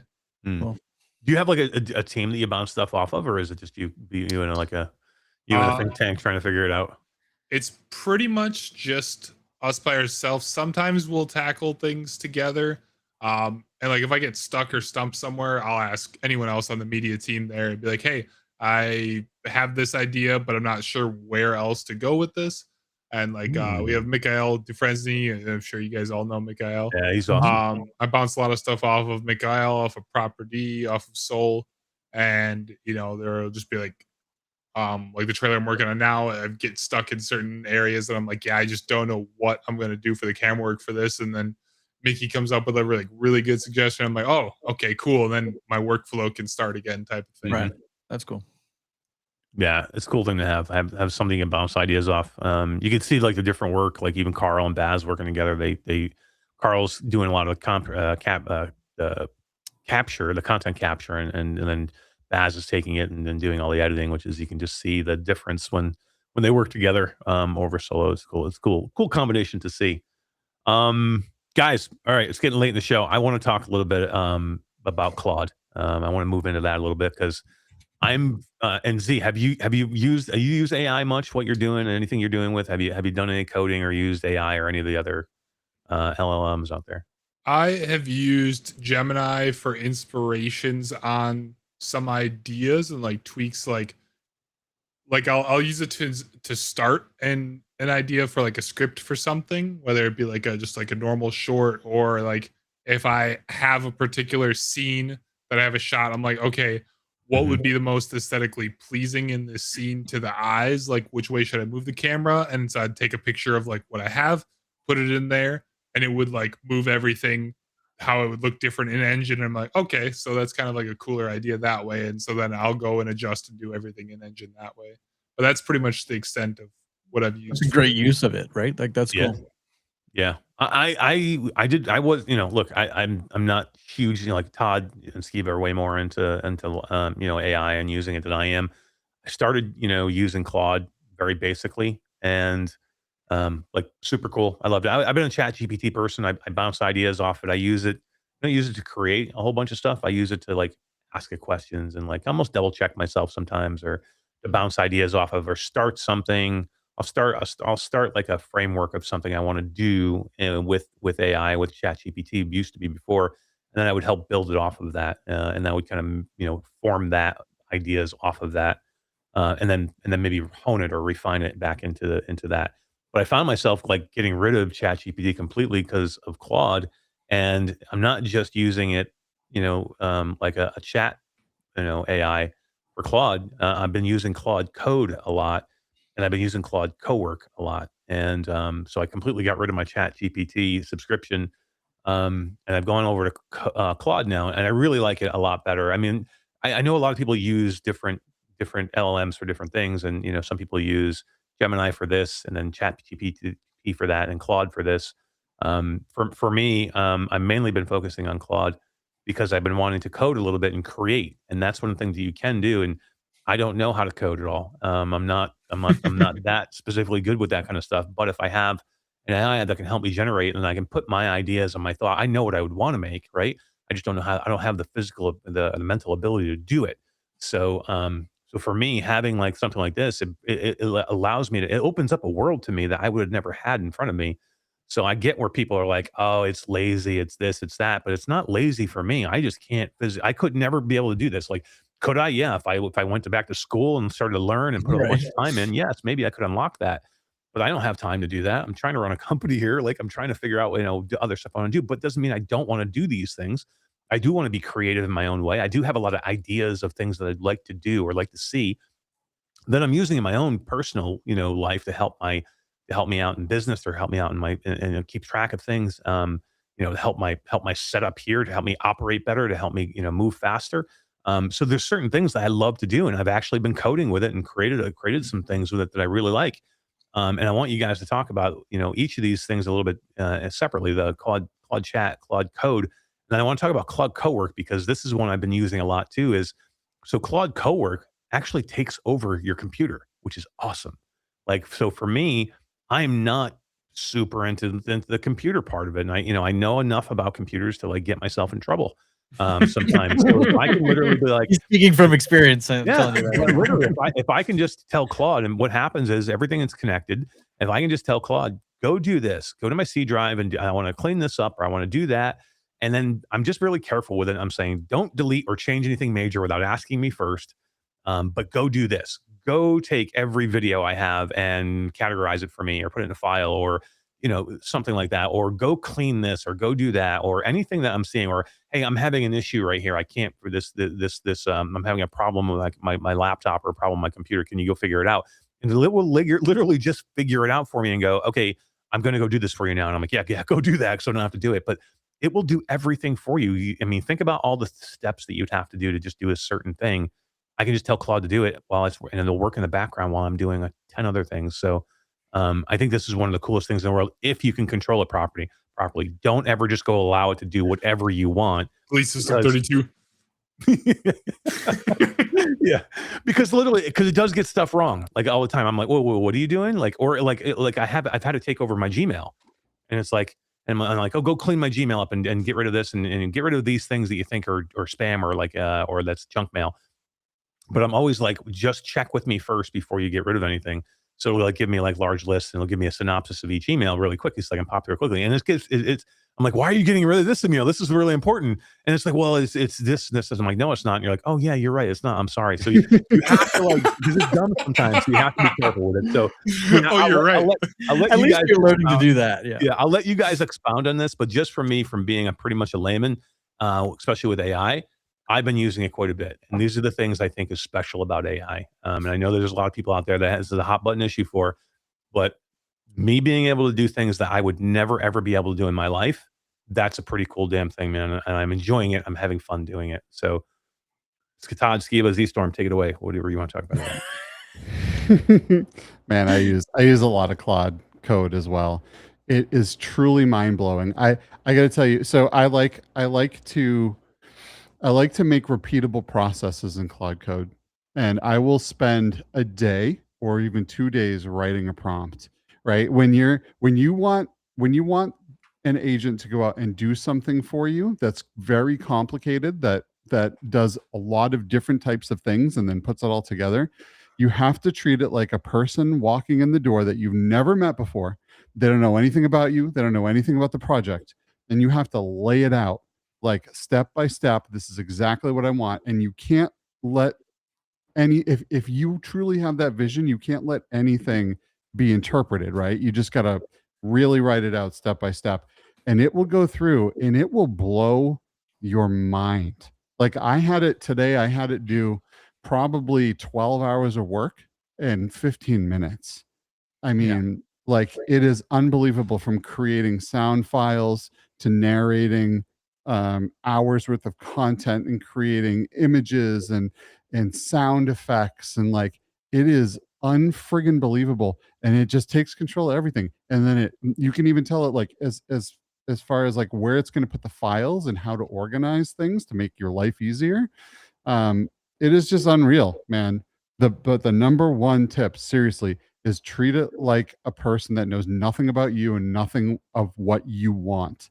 A lot of people just throw generic prompts out there and say, I want this, and then they don't get what they want. You can't do that with a person. It's not a Google search. And you can't do that with an AI system. It literally has to be the same as you telling a person that you've never met before what you want them to accomplish. And it'll blow your mind. And being more specific with what you're prompting helps it learn, so that you, over time, you can be less specific because it understands your vernacular. It understands what you're talking about, or exactly what you want, or it knows I've got a development folder that I have given it complete access to, so that no matter what I'm doing, it references every single development subfolder to find out what it did the last time for a specific thing, whether it be a dashboard or a website or a document or whatever. I don't have to categorize anything or organize anything. It just searches all those things for my tone of voice, for everything. And you can, like you say, I created a dashboard. I have a 27-inch monitor on this side that's portrait. And I have a dashboard up here that shows me all my ClickUp tasks, my Slack tasks, my emails, my appointments, my all the play tests that we have, and all their feedback and reviews, and all the numbers of players, and this thing refreshes every 60 seconds with spreadsheets on the back end. So I never have to look for information. I just look at my screen, and my entire world is right there. I absolutely love it. Yeah, it's cool. But you're right. Like it's like it's almost an art form of telling it what to do to get it to do what you want. Because again, if you're just like want to be lazy with it and tell it one thing, you're not going to get what you want. Most likely, you have to continue to tell it, like, and hone it down and refine it, and really put into it what you want to get what you want out of it. Even to the point of like telling it to learn. Like after every session, I usually, if it was a good session or if I taught it something that session, and somebody else told me this, was tell it to learn. Take what we learned from the session and remember it for the next session. So basically, it will remember those things that you went over, so it will know for next time to do it differently that time. So like I'm trying to get it to like start to write some more generic emails the way I would write an email. So if I'm having it go over an email for me and it'll come in, it'll show me the email that it wrote. And I'm like, okay, that's not exactly what I would have wrote. Let's change this to this to this. And I'll change it the way I want. And I'll say, okay, now remember what we talked about here. And we'll try and repeat that for next time. So it's not even just about having it do what you want it to do. It's about teaching it for next time and it's like almost creating your own bot at that point, right? To basically understand you and know you and to work with you for the future. So it's like, yes, different sessions are different sessions, but the sessions start to like learn off of each other from that point. That's the scary thing with AI. So I found with Claude Code that creating agents is really, really powerful. Bots, right? agents is what I meant. Yeah. Yeah. Same thing. Bots, agents, right? But having different agents that you've created handling different things, right? So you can hone in the skill of a particular agent, like you're training it, like an intern or like an employee, right? And you're training it what to do. And while it's thinking and while it's doing its thing, you can interrupt it and say, whoa, I see what you're doing there. And that's not the right direction. And it will learn and it will go through. Now, like you said too, going in afterwards and saying, hey, I want you to remember all of the things that we did today so you don't make those same mistakes again later, is huge. And then also to then create a skill. So skills are like the biggest thing in AI right now, right? Teaching something, a skill, and having it remember that skill so you can get repeatable results every single time. So you want to really hone in that skill the very first time, spend a lot of time on it, and then have it remember that skill. And then as you use it, have it update that skill to do what you want. You can then take that skill out and you can give it to someone else, or you can download things from the skill store. And it is absolutely wild the results you can have with these types of tools. The amount of effort you put in will directly correlate to the quality of the thing that you're getting out. If you're spitting out random crap to it and hoping that it's going to read your mind and give you the most, it's not going to happen. You've got to take some time and really be specific with this stuff. But the thing is, you only have to really do it once. If you tell it to take everything it learned and create a skill file, it will always be awesome every time you use it after that. It only gets more awesome because you can update the skill. Like if you've invoked a skill to do graphic generation for you or writing an email, and then it does it and makes a little bit of a tweak, and you're like, maybe just add this. You shouldn't have to say that. So when you do say that, say update the skill so we don't have to have this conversation again. And it just constantly knows. It's awesome. It's a little scary. I'm not gonna lie. Crazy. It truly is. And this is the worst it will ever be. That's the best part. This is absolutely insane. Or the worst part. Now we just had a leak where Claude Code's source code was leaked. Yeah, what right? Can you go over that a little bit? I saw something on that, right? So basically they did some kind of update, right? And then inside the update they made a mistake and they put like 64 lines of their code or whatever it was. They put pretty much all of their Claude code. There was a link back to the server that was accessible, and someone found it almost instantly. Grabbed that, copied it to a million places all over the internet, and it is what it is, right? Someone used ChatGPT to rewrite the code to uncopyright it. Right now, we're not talking. Oh, man. Wait a minute, somebody stole their shit and then used another AI to uncopyright their AI. Yep. They did. Now let's be clear here. The LLM for Claude did not leak, right? This is the wrapper that makes the LLM code well and understand processes and all of the things that it part does. of it, though. Then Right. That is. But now you have the secret sauce of how this thing does what it does out there in the open for everyone to see, which means competitors, Chinese knockoffs, right? Well, You're gonna didn't have stuff Stanford like University just drop one today? Are we gonna have Schmod and Plod? Schmod mode. Try Mod Schmod and mode. Flawed. I like that. Stanford University dropped OpenJarvis today, which is their version of OpenClaw, which I bet you is based around the wrapping of Claude. Open Jarvis. Uh-huh. I love Open Jarvis. Yeah, it's pretty wild. So I think you're going to see a whole lot of things coming out, like probably like a DeepSeek code, things like this, where companies are taking it. And this was such a big leak that Anthropic kind of threw their hands up and said, "Well, I mean, we're just going to open source it then." And they put a GitHub out there with all the code on it. Not all of it, right? There's still more code in what leaked than what they put out, but they took a lot of the shell of Claude code because they're screwed. It's replicated everywhere, all throughout the internet. They did a Tron. They did a Tron Legacy. Yeah, they did. Right? So what does that mean for Anthropic then? They're like, people are paying hundreds of dollars a month in subscription fees to Anthropic for Claude. What? So the people are not going to do that now, or No. So they are, because you can't just download this on your computer, hit go, and it runs, right? Like you need, like it is specifically built to work well with Claude's LLM, right? So you still the need thing an is, there's LLM to run it. You do. And there's a lot of smart people out there, and people have gotten it working with open source stuff, right? So there's going to be a lot of companies out there that are going to reverse engineer this. You're going to see a whole lot of code competitors. So what they really did was they really made a lot of competition for themselves. And they know Somebody got this. fired. Like, somebody's got so fired. Dude, I know. They said they didn't. They said, hey, mistakes happen. I mean, you know, that's PR. Oh my God. That people accidentally fall off the bridge too. right now, and they're just like piling on them. Like, Yeah.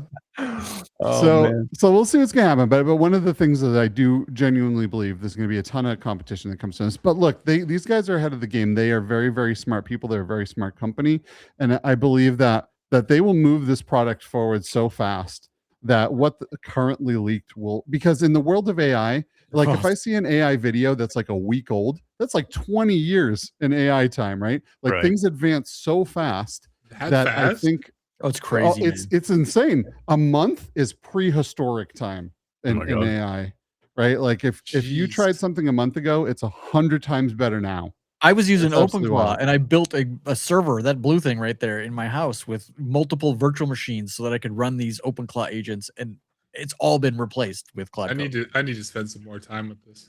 Yeah, it's crazy. It is absolutely nutty, man. It is you know, we're in a time where you are going to be able to invoke tons of agents to do all of these things for you. You're going to become well, you know, people think that this is just going to take all the jobs, right? But I do not think that is going to be the case at all, because I think we're just going to be expected to produce 100x, right? Yeah. There's going to be nothing where people downsize, I don't think, or like really stop. They just want more. Your employers will expect more from you.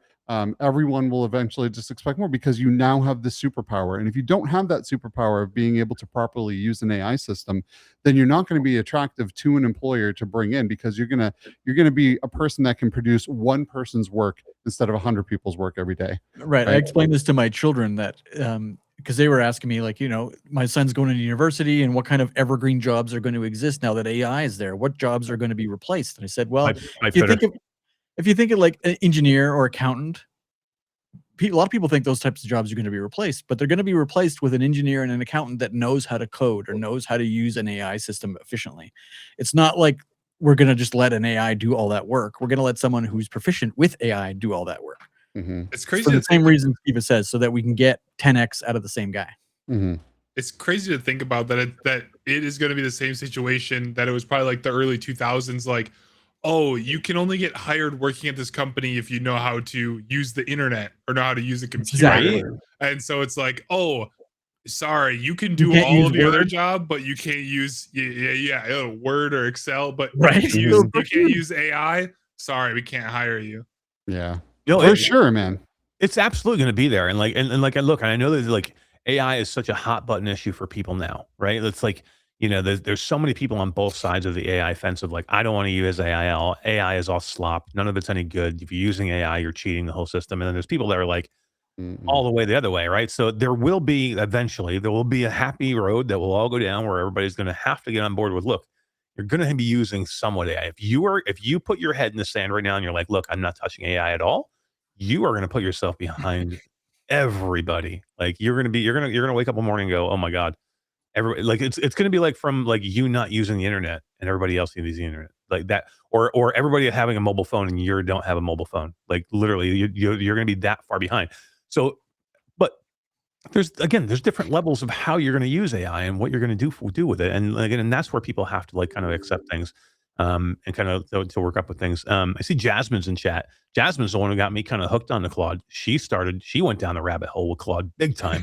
She's got all of these agents made up, and she's doing this and doing that, and like, and then our studio director Tom, he's like, I made this amazing dashboard that like sits on my screen and like and it's always on my monitor and it helps me know what's going on during the day and has everything right there, so I don't have to go to 5 different places to go find it all. And I'm like, that sounds amazing. I'm gonna make that shit.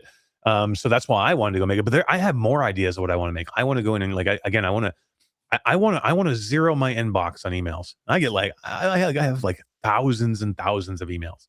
I'm like, Wow, I would zero your I inbox. would love to get to the point where I can zero my inbox, and I think I could get there with AI. I think I could get there to AI and have it clean up all the stuff that I don't need, right? Because out of the 1,000, like I probably get, no lie, not over exaggeration, I probably get 200 emails a day, somewhere around there. A lot of them I don't need to see, but the problem is I don't know which, right? So manually, I got to go in and look at everyone, get rid of what I don't want, keep whatever I do need. I think I need to keep. I got to create a file and put it in the file and like start to organize it. What if I don't have to do that? What if I can have Claude go in there for me, sort through everything, and I teach it well enough, and I make that agent well enough to where it goes through, it knows what I do. Eventually, it's going to get to the point where I don't have to check everything. I'm just going to be able to allow it to go do what it's going to do, and I'm going to trust it. But even now, it's still so simple for me. It'll give me like, here's your emails for the day. I'm going to delete these 7. I'm going to put these others in files and like and have them here. These are 4 that you should look at right away because they're important. Something like that, and it'll do that for me now. So I think I can get to the point where it'll do that. And how much time could I save? Like literally, I spend hours a day going through emails or going through past emails because I'm so far behind. That's the problem with emails. They snowball on you, right? So yes, I get hundreds and hundreds of emails a day, but if I only look at 50 of them, that means I have another 100 I got to look at tomorrow. And if I do that same thing over again every day, that's my desktop thing or my dashboard. It tells me how many unread emails I have. I looked the other day, I have 850 unread emails. That's bad news for me. That's bad news because it just snowballs at that point. But if I can get something to take care of it for me, man, how much time could I save? So that's something I'm going to really look at, and then think about those things. Think about what you could do with your life. Think about what you could do extra in your life. Spend more time with your family. Spend more time with your wife, your husband, your kids. Playing video games. Going out and buying a new motorcycle. Doing those things that you want to do. Those are the things that I love about AI, and I think those are the cool things that we can do. And that's just a very simple thing, Skeeva. Think about the harder things.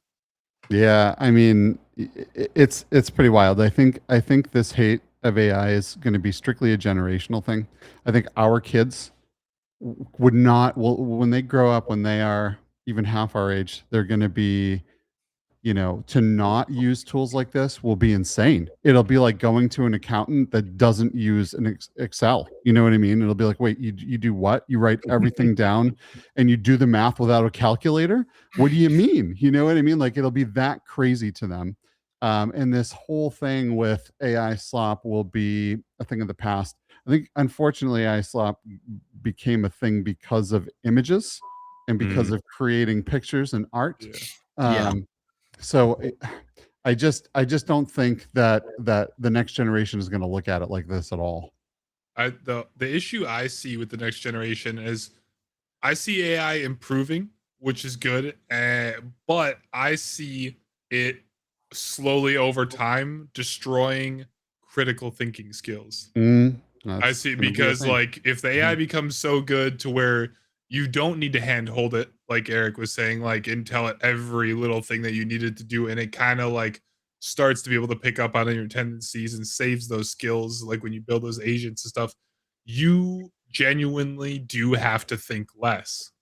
Like, and so as everything improves, you will think less and less and less, meaning like the intelligence of our generation, the generations will just go down as AI just ramps up. Think Wally from. Yeah. I think that was the name of the movie, right? Wally. Yeah, With all those Wall-E. people in their chairs as the robots took care of their lives. Yeah. I mean, this is a very valid concern. I mean, this is something that absolutely could be. Now, there's always going to be people that are not going to settle for that. There's people that are born driven and Yeah. will not let their brain sit and rot. They'll go nuts, right? So imagine the power of powerful AI systems like that with a driven, smart human behind them. I mean, they're just like today. We have all of these tools. If there's a dumbass behind them, they're not they're not going to do what the smart person that knows how to use those tools, that understands critical thinking and can really push through a lot of problem solving can do. And I think it'll be that in the future, but it'll be way more extreme, right? You will get those people like you have now that sit on the couch. They do nothing but play video games and order DoorDash, right? Like, of course. But that's life. But that's life now. Right. It's called Like, moderation. It's called moderation, right? Like if you do anything and you take it the wrong way, or you go too far, like you do too much of it, it's going to destroy you. Like, look, alcohol is great. Everybody loves to have a drink from now and then. But if you drink every day, incessantly every day, and you go over the top with it, and it controls your life, it will end up destroying you. Same thing with drugs. Same thing with food. Overeating. Think about all the things you do in your life that are not good for you, that can end up destroying you. People get lazy because they smoke too much weed all the time, right? And they just sit on the couch and they don't have any drive. But some people smoke weed and they're great. They use it to get through their day, and it's all in moderation. If you smoke too much weed, then yeah, it's gonna make you like a freaking potted plant. But some people use it to motivate them. Some people use it to like get them through the day. Some people use it to unlock things in their brain, and their mind, and become more creative. And do it. Same thing with alcohol. Some people, it loosens people up. They go have a good time. Allows you to get rid of your inhibitions. But again, if you do it too much, that sucks. Same thing with anything else. Do it working too much, right? Work is great. Keeps the mind tight. Keeps the mind strong. You overwork yourself, you burn out, you're dead. For me, it's like we all have to be like the society of like grown-ups, of being able to handle certain things. And yes, I agree with ZStorm 100%. If you allow it to do everything for you, your brain will turn into mush.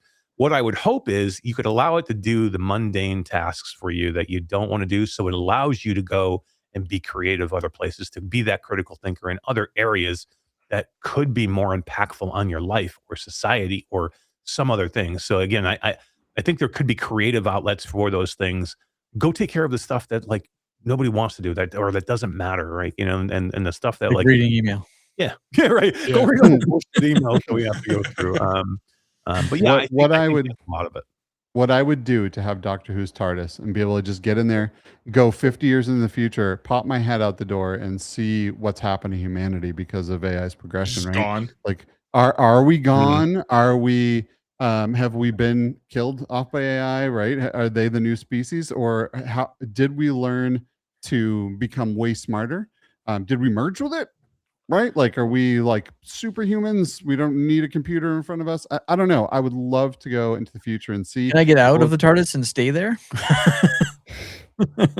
I feel like AI that way will inevitably one day save the world, but I think humanity will end. Like, I think humanity as we know it we are imperfect, and like that's just how it's going to be. But once AI gets to the point of where it can be almost flawless, and we get to sentience, you get to things like that, and being able to recognize how toxic and terrible human beings are to one another, wars, famine, racism, like everything like that between everybody, like the AI it's not going to have that. It's going to be like, oh, well, we want to preserve and grow the world and the planets and all the ecosystem, but if the humans are here, they're just going to keep destroying it.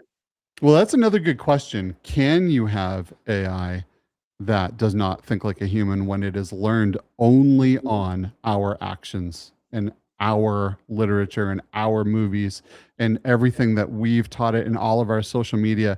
Or will it become ultra toxic? Like, Oh my That's God. Right? crazy. Will it just become the Most racist bot toxic on the thing ever. computer? Ultra Oh my God. toxic, racist AI. Ah, yes, of course. It's like your drunk uncle. AI becomes your drunk uncle that's over at dinner that you're like, oh my God, this guy's here again. Oh my God. Can you imagine? I mean, but that's a good point. Like AI could exacerbate the evil that are in some people. Like there are, Mm. look, like I don't think we're all naive enough to think that everybody is altruistic and everybody in the world is beautiful and like has great, outlook for the entire world. There's a lot of evil people out there. If you get somebody who's evil out there that's telling AI to do evil things, that's a bad thing, and we don't currently have control over that right now. That's the stuff that makes me nervous. There's Yeah. such good that can come of AI if we use it properly. The problem is just there's no control over the people that are not going to use it properly. And I am not a naive person. There are people out there that are just evil in their bodies for some reason or whatever, and they want to do harmful shit to people, or they're upset in their life and they want to make everybody else feel that pain. And that could be catastrophic for us. Like literally, think about an AI that will never stop. If you tell it to do something, it'll never stop until it figures out how to do it. Mhm. And it could carry it out and do it. And think about all the awful things you could make it do at that point. We're if you're gonna smart see enough. that all. We're gonna see Yeah. that all, unfortunately, and we'll also see the most amazing things. I think we'll also see some of the most horrible, terrible diseases that we have no chance of ever solving become gone. Like I would not doubt it if by the time I'm dead, cancer is not a thing anymore. Right? Because we have agents constantly plugging away 24 hours a day, a million plus, agents working on this stuff all the time at ultra high speeds. We'll have that, but we'll also have people making bioweapons that we have no idea how to get around. And like Right. there's gonna be the extreme on both sides, like there always will be with anything. There will always be that balance. And the more wonderful stuff we can use it for, the more horrible stuff, and vice versa. I just want to take It's care of my email. I just want to Bring my zero email. inbox, damn it. Man, come on. What if we Man. get to the point of too many people using AI? Like you said, it becomes second nature economically, because to support it, you need AI data centers. For now. Yeah. And I mean, just like computing power, everything gets substantially stronger every year. So hopefully over time, those AI data centers will need to be smaller and smaller, or can support more Right. and more of what they're doing. Think of the first personal computer, though, right? It Yeah. would fill the room that's behind me. Yeah. Like, Yeah. They were massive. Like servers and server farms back in the 70s and 80s were like the size of houses. Mhm. And now this phone Yeah. would have taken a data center to do what Right. this phone did back in the Exactly. day. Yeah. Yeah. Right. Yeah, So that's think of fair. that And- 20 years from now. Yeah, and that's with fair. with AI solving thermal cooling issues, solving Faster a lot than of any the things human that can we solve it. can't get around, I think we'll see a substantial increase in compute power, and way smaller computers to do so very, very quickly. So I don't know. It's Can we get AI to replace your screensaver on your phone? I do. I was wondering if anybody was Come on, gonna no, Yeah, tell it again. I Look, do look, need- come on. How about a shout out? How about a shout out to Between Realities? Who doesn't miss that show? Who Throwback. doesn't miss that show? I do need to change it. I need to change it to Reality Bytes. So this screensaver was actually was a snapshot of the Between Realities ship that I created in Neos, now Resonate. So I need to create a cool Reality Bytes world in there to get some cool that'd be artwork sick. from. That'd be fun. Yeah. Very cool. Well, it's very interesting. I want to talk more in the future about Claude. I think it's one of the better ones out there to use. Been using it quite a bit. I know you guys use it a bit, but there's more out there, and we're going to keep discussing AI to learn more as we go. I mean, I think we're finding new stuff every day. And I want to get close to the end of the show here because we've been going a long time. And ZStorm's like, man, you guys ever shut up? Like, I know. No, I love just being able to just talk about all this stuff. Like, right? Like it's always a blast. It's a ton of fun. Sometimes we do this show, we just forget we're on a show. We just think that because we hang out on cameras all the time. I forget we're streaming and we're just talking for hours. Yeah. Literally, yeah. We talked about the weather for 30 minutes. It was crazy. I do want to talk about two peripherals because so Wrath Aeon of Ruin is launching this week. Todd, I think there is a giveaway that we're doing for that. And one of the giveaways that we're doing, number one, we're giving away one of these roto chairs, which is super cool. And it's going to be a roto chair that's going to be decked out with like stuff like all the logos from RoboQuest, or not RoboQuest, but I'm sorry, Wrath Aeon of Ruin will be on the chair, which is super cool. So you're going to have a decked out roto chair with all Wrath Aeon of Ruin on it, which is going to be awesome. We're also giving away one of these babies. Z, have you tried one of these? I haven't tried it, but I've seen it. It's Dude, freaking it's awesome. so sick. It's awesome. This is the ProTube VR ProVolver Elite. Right. So this is different than the old ProVolver. The ProVolver used to be like you had to hook it up to the computer. Had to like, you got a ProTube. Nice. Yeah, I got the old ProVolver. That's so analog, bro. You need VR, bro. I love this thing, dude. I love it. Yeah, this thing is great. I put the stock on it the other day because I wanted to try it with the with the little mini stock on it, and I love it, man. It's so cool. Like I don't know if you'll be able to hear it at all, but like the haptics in this thing are great. You can't really see it, but it is kind of like moving a little bit. Like I don't know if it'll like show it, but like yeah, I don't think it shows it, but you can hear it maybe. Yeah. So it's got like a little like haptic feedback to it. And it's for a game like Wrath where you're constantly like shooting the shotguns. Now I can't double wield. If I had two, Todd, get them to send me another one.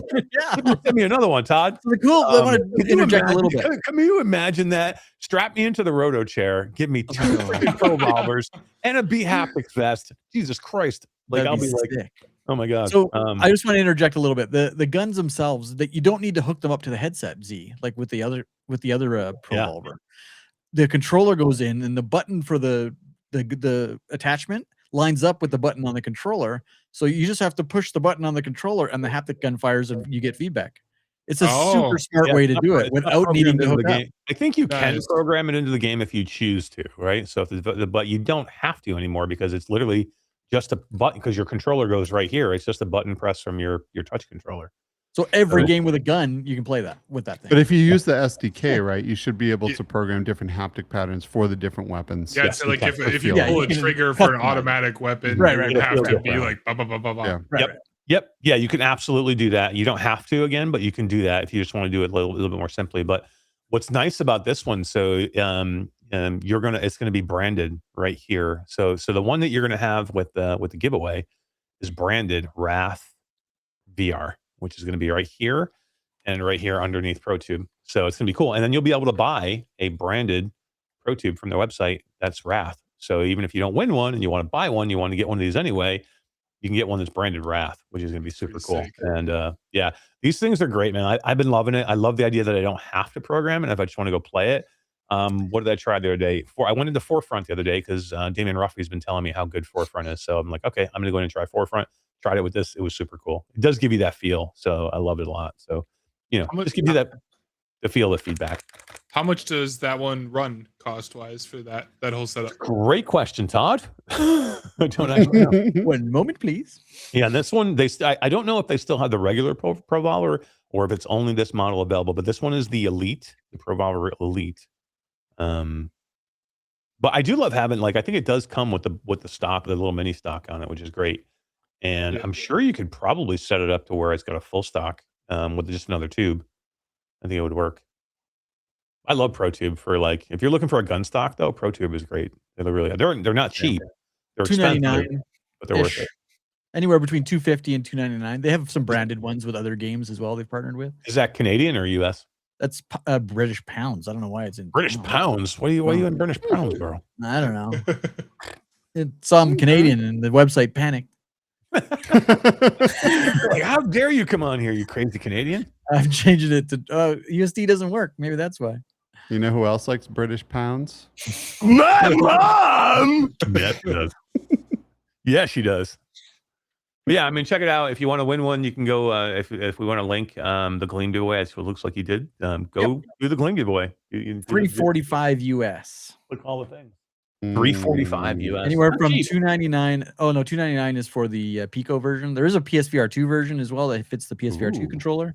Nice. That's 299. Damn, that thing's got to be huge to fit the Yeah. PSVR 2 controller. That's crazy. Well, it just sits in front of it, right? Like just like I gotta get him to looks send me one. exactly. I want to try one with the PSVR 2. Then I'm gonna have to get him to send me one of those to try.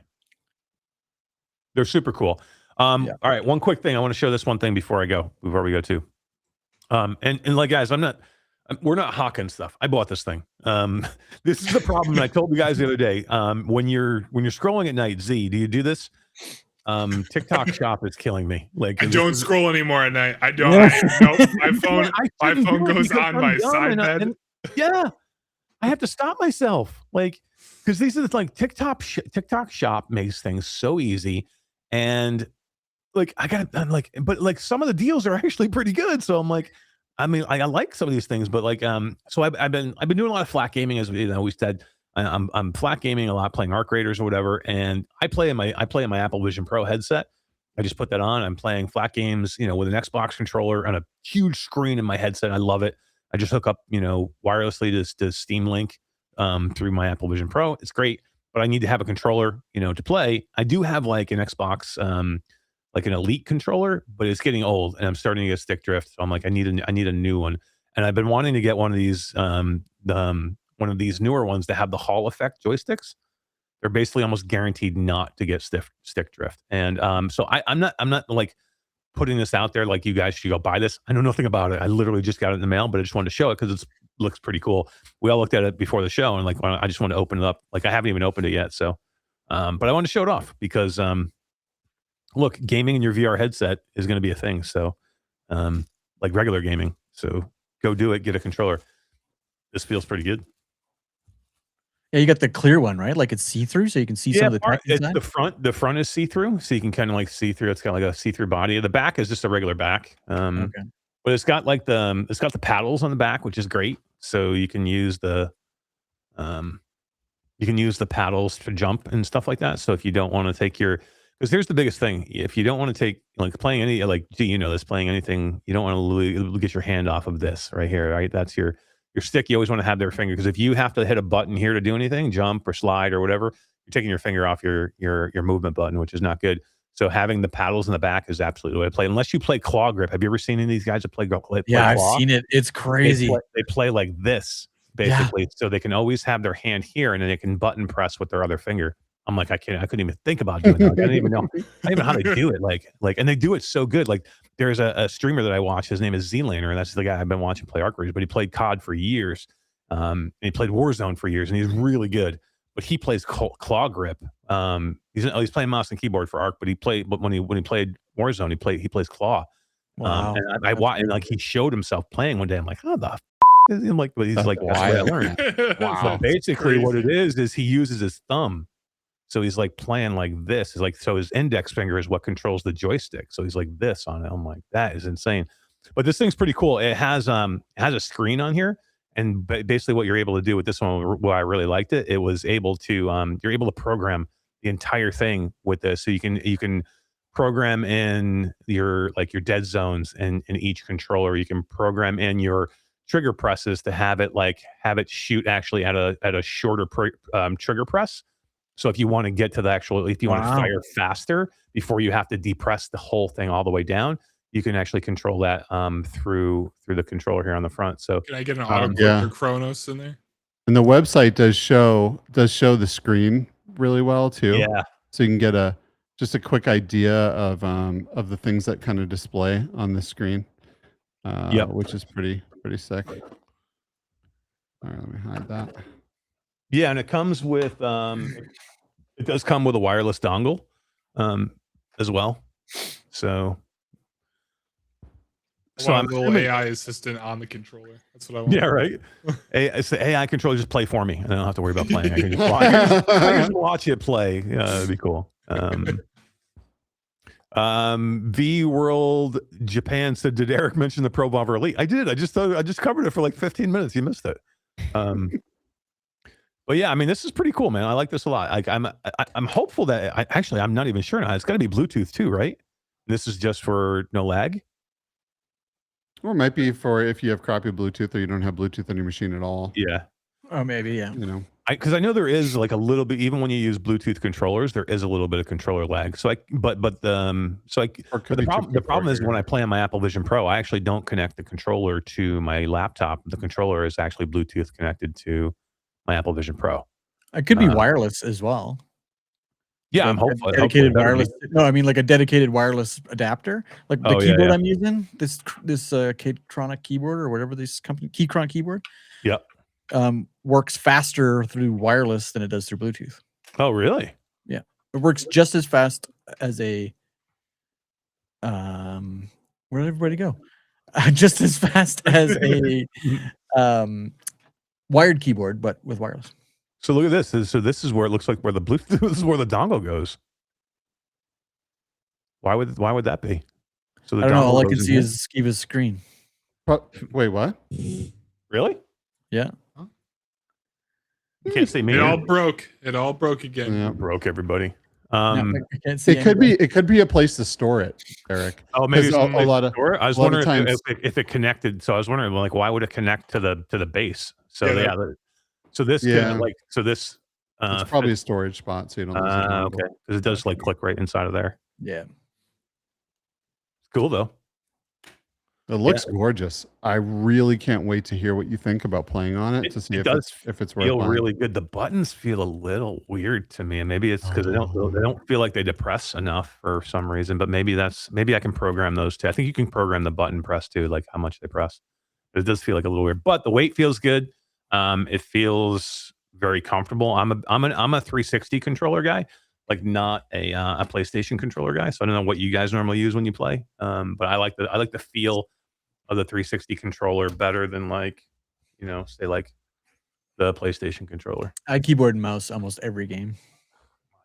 You're so I bougie. use an Xbox controller a lot on the PC because how easy it is to connect it up, but I prefer a PlayStation controller. Really? I like Okay. So you're I out. like that the analog sticks are in the same place on both sides. And for me Yeah. with bigger hands, it just feels a little better for some reason. I don't know.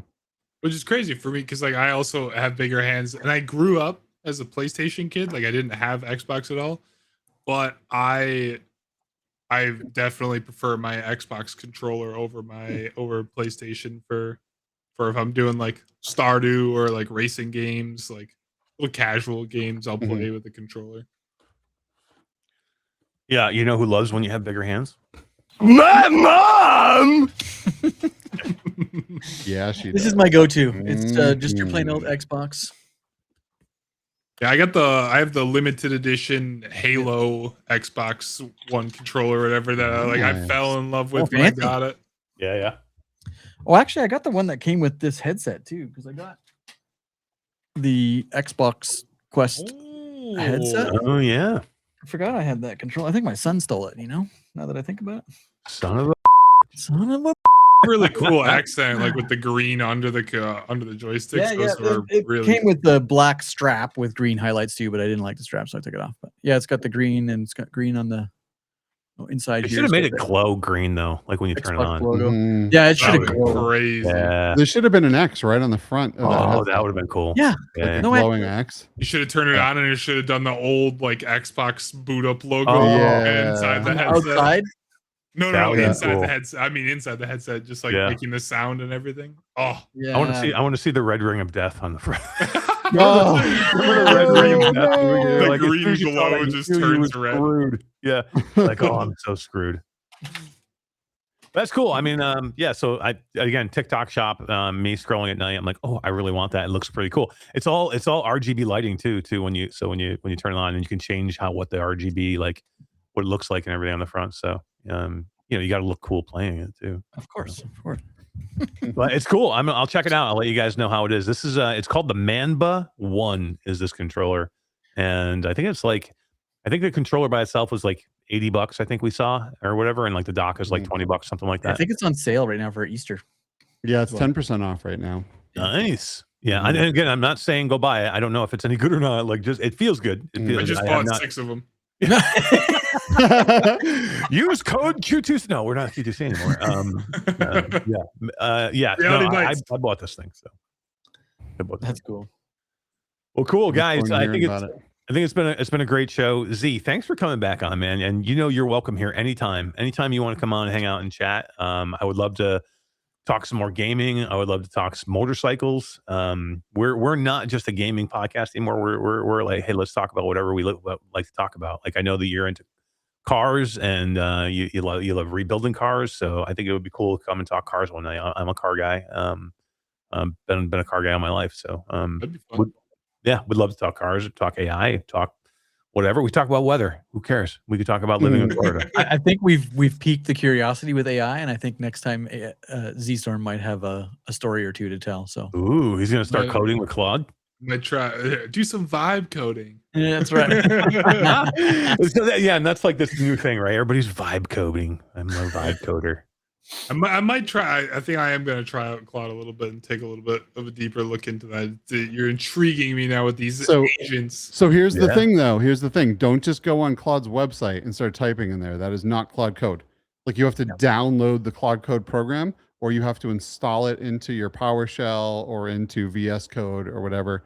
That is how you run Claude Code. So don't just. A lot of people just go on Claude.ai. Claude.ai, yeah, and that is not Claude Code. Is it the same? Is there an app that?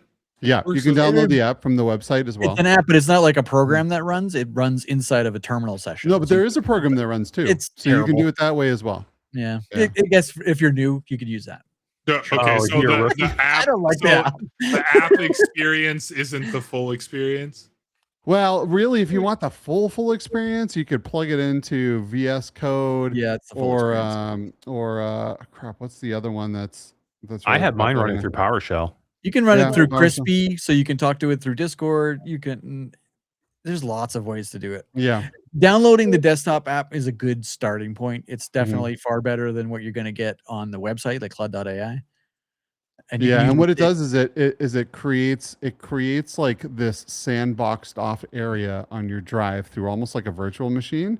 So in case anything bad happens, it can't get out. You know what I mean? That's terrifying. I'm telling you, man, this is terrifying.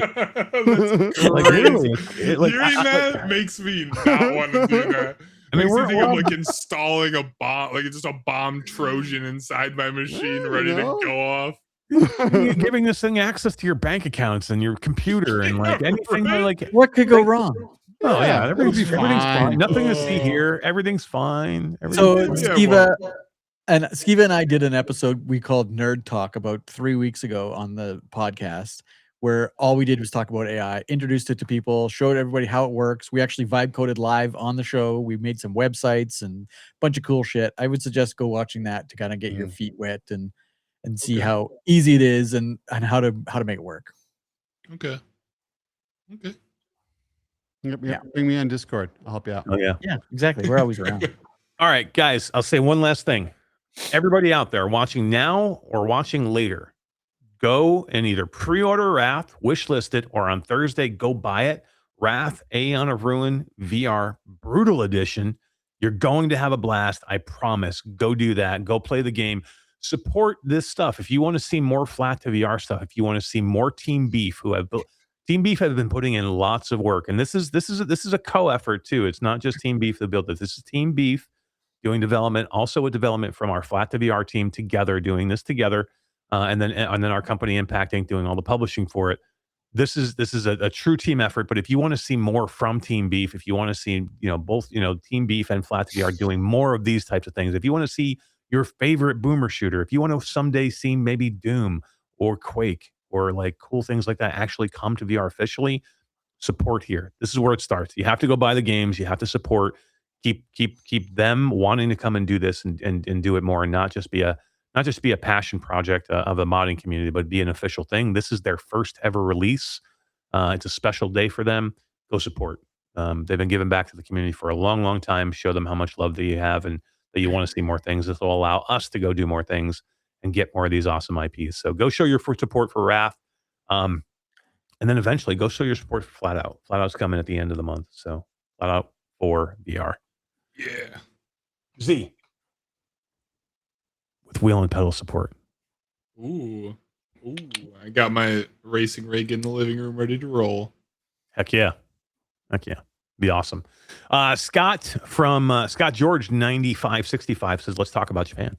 I am going to be headed to Japan. Myself and Natasha Fahey and I think Jasmine are going to be headed to Japan for Bit Summit coming up at the end of May. So Scott, Lucky goobers. I'll see you in Japan, Tokyo and Kyoto. I'm going to Japan in July. Are you really? Yeah. Really? What are you doing in Japan? They're not allowing you in Japan, are they?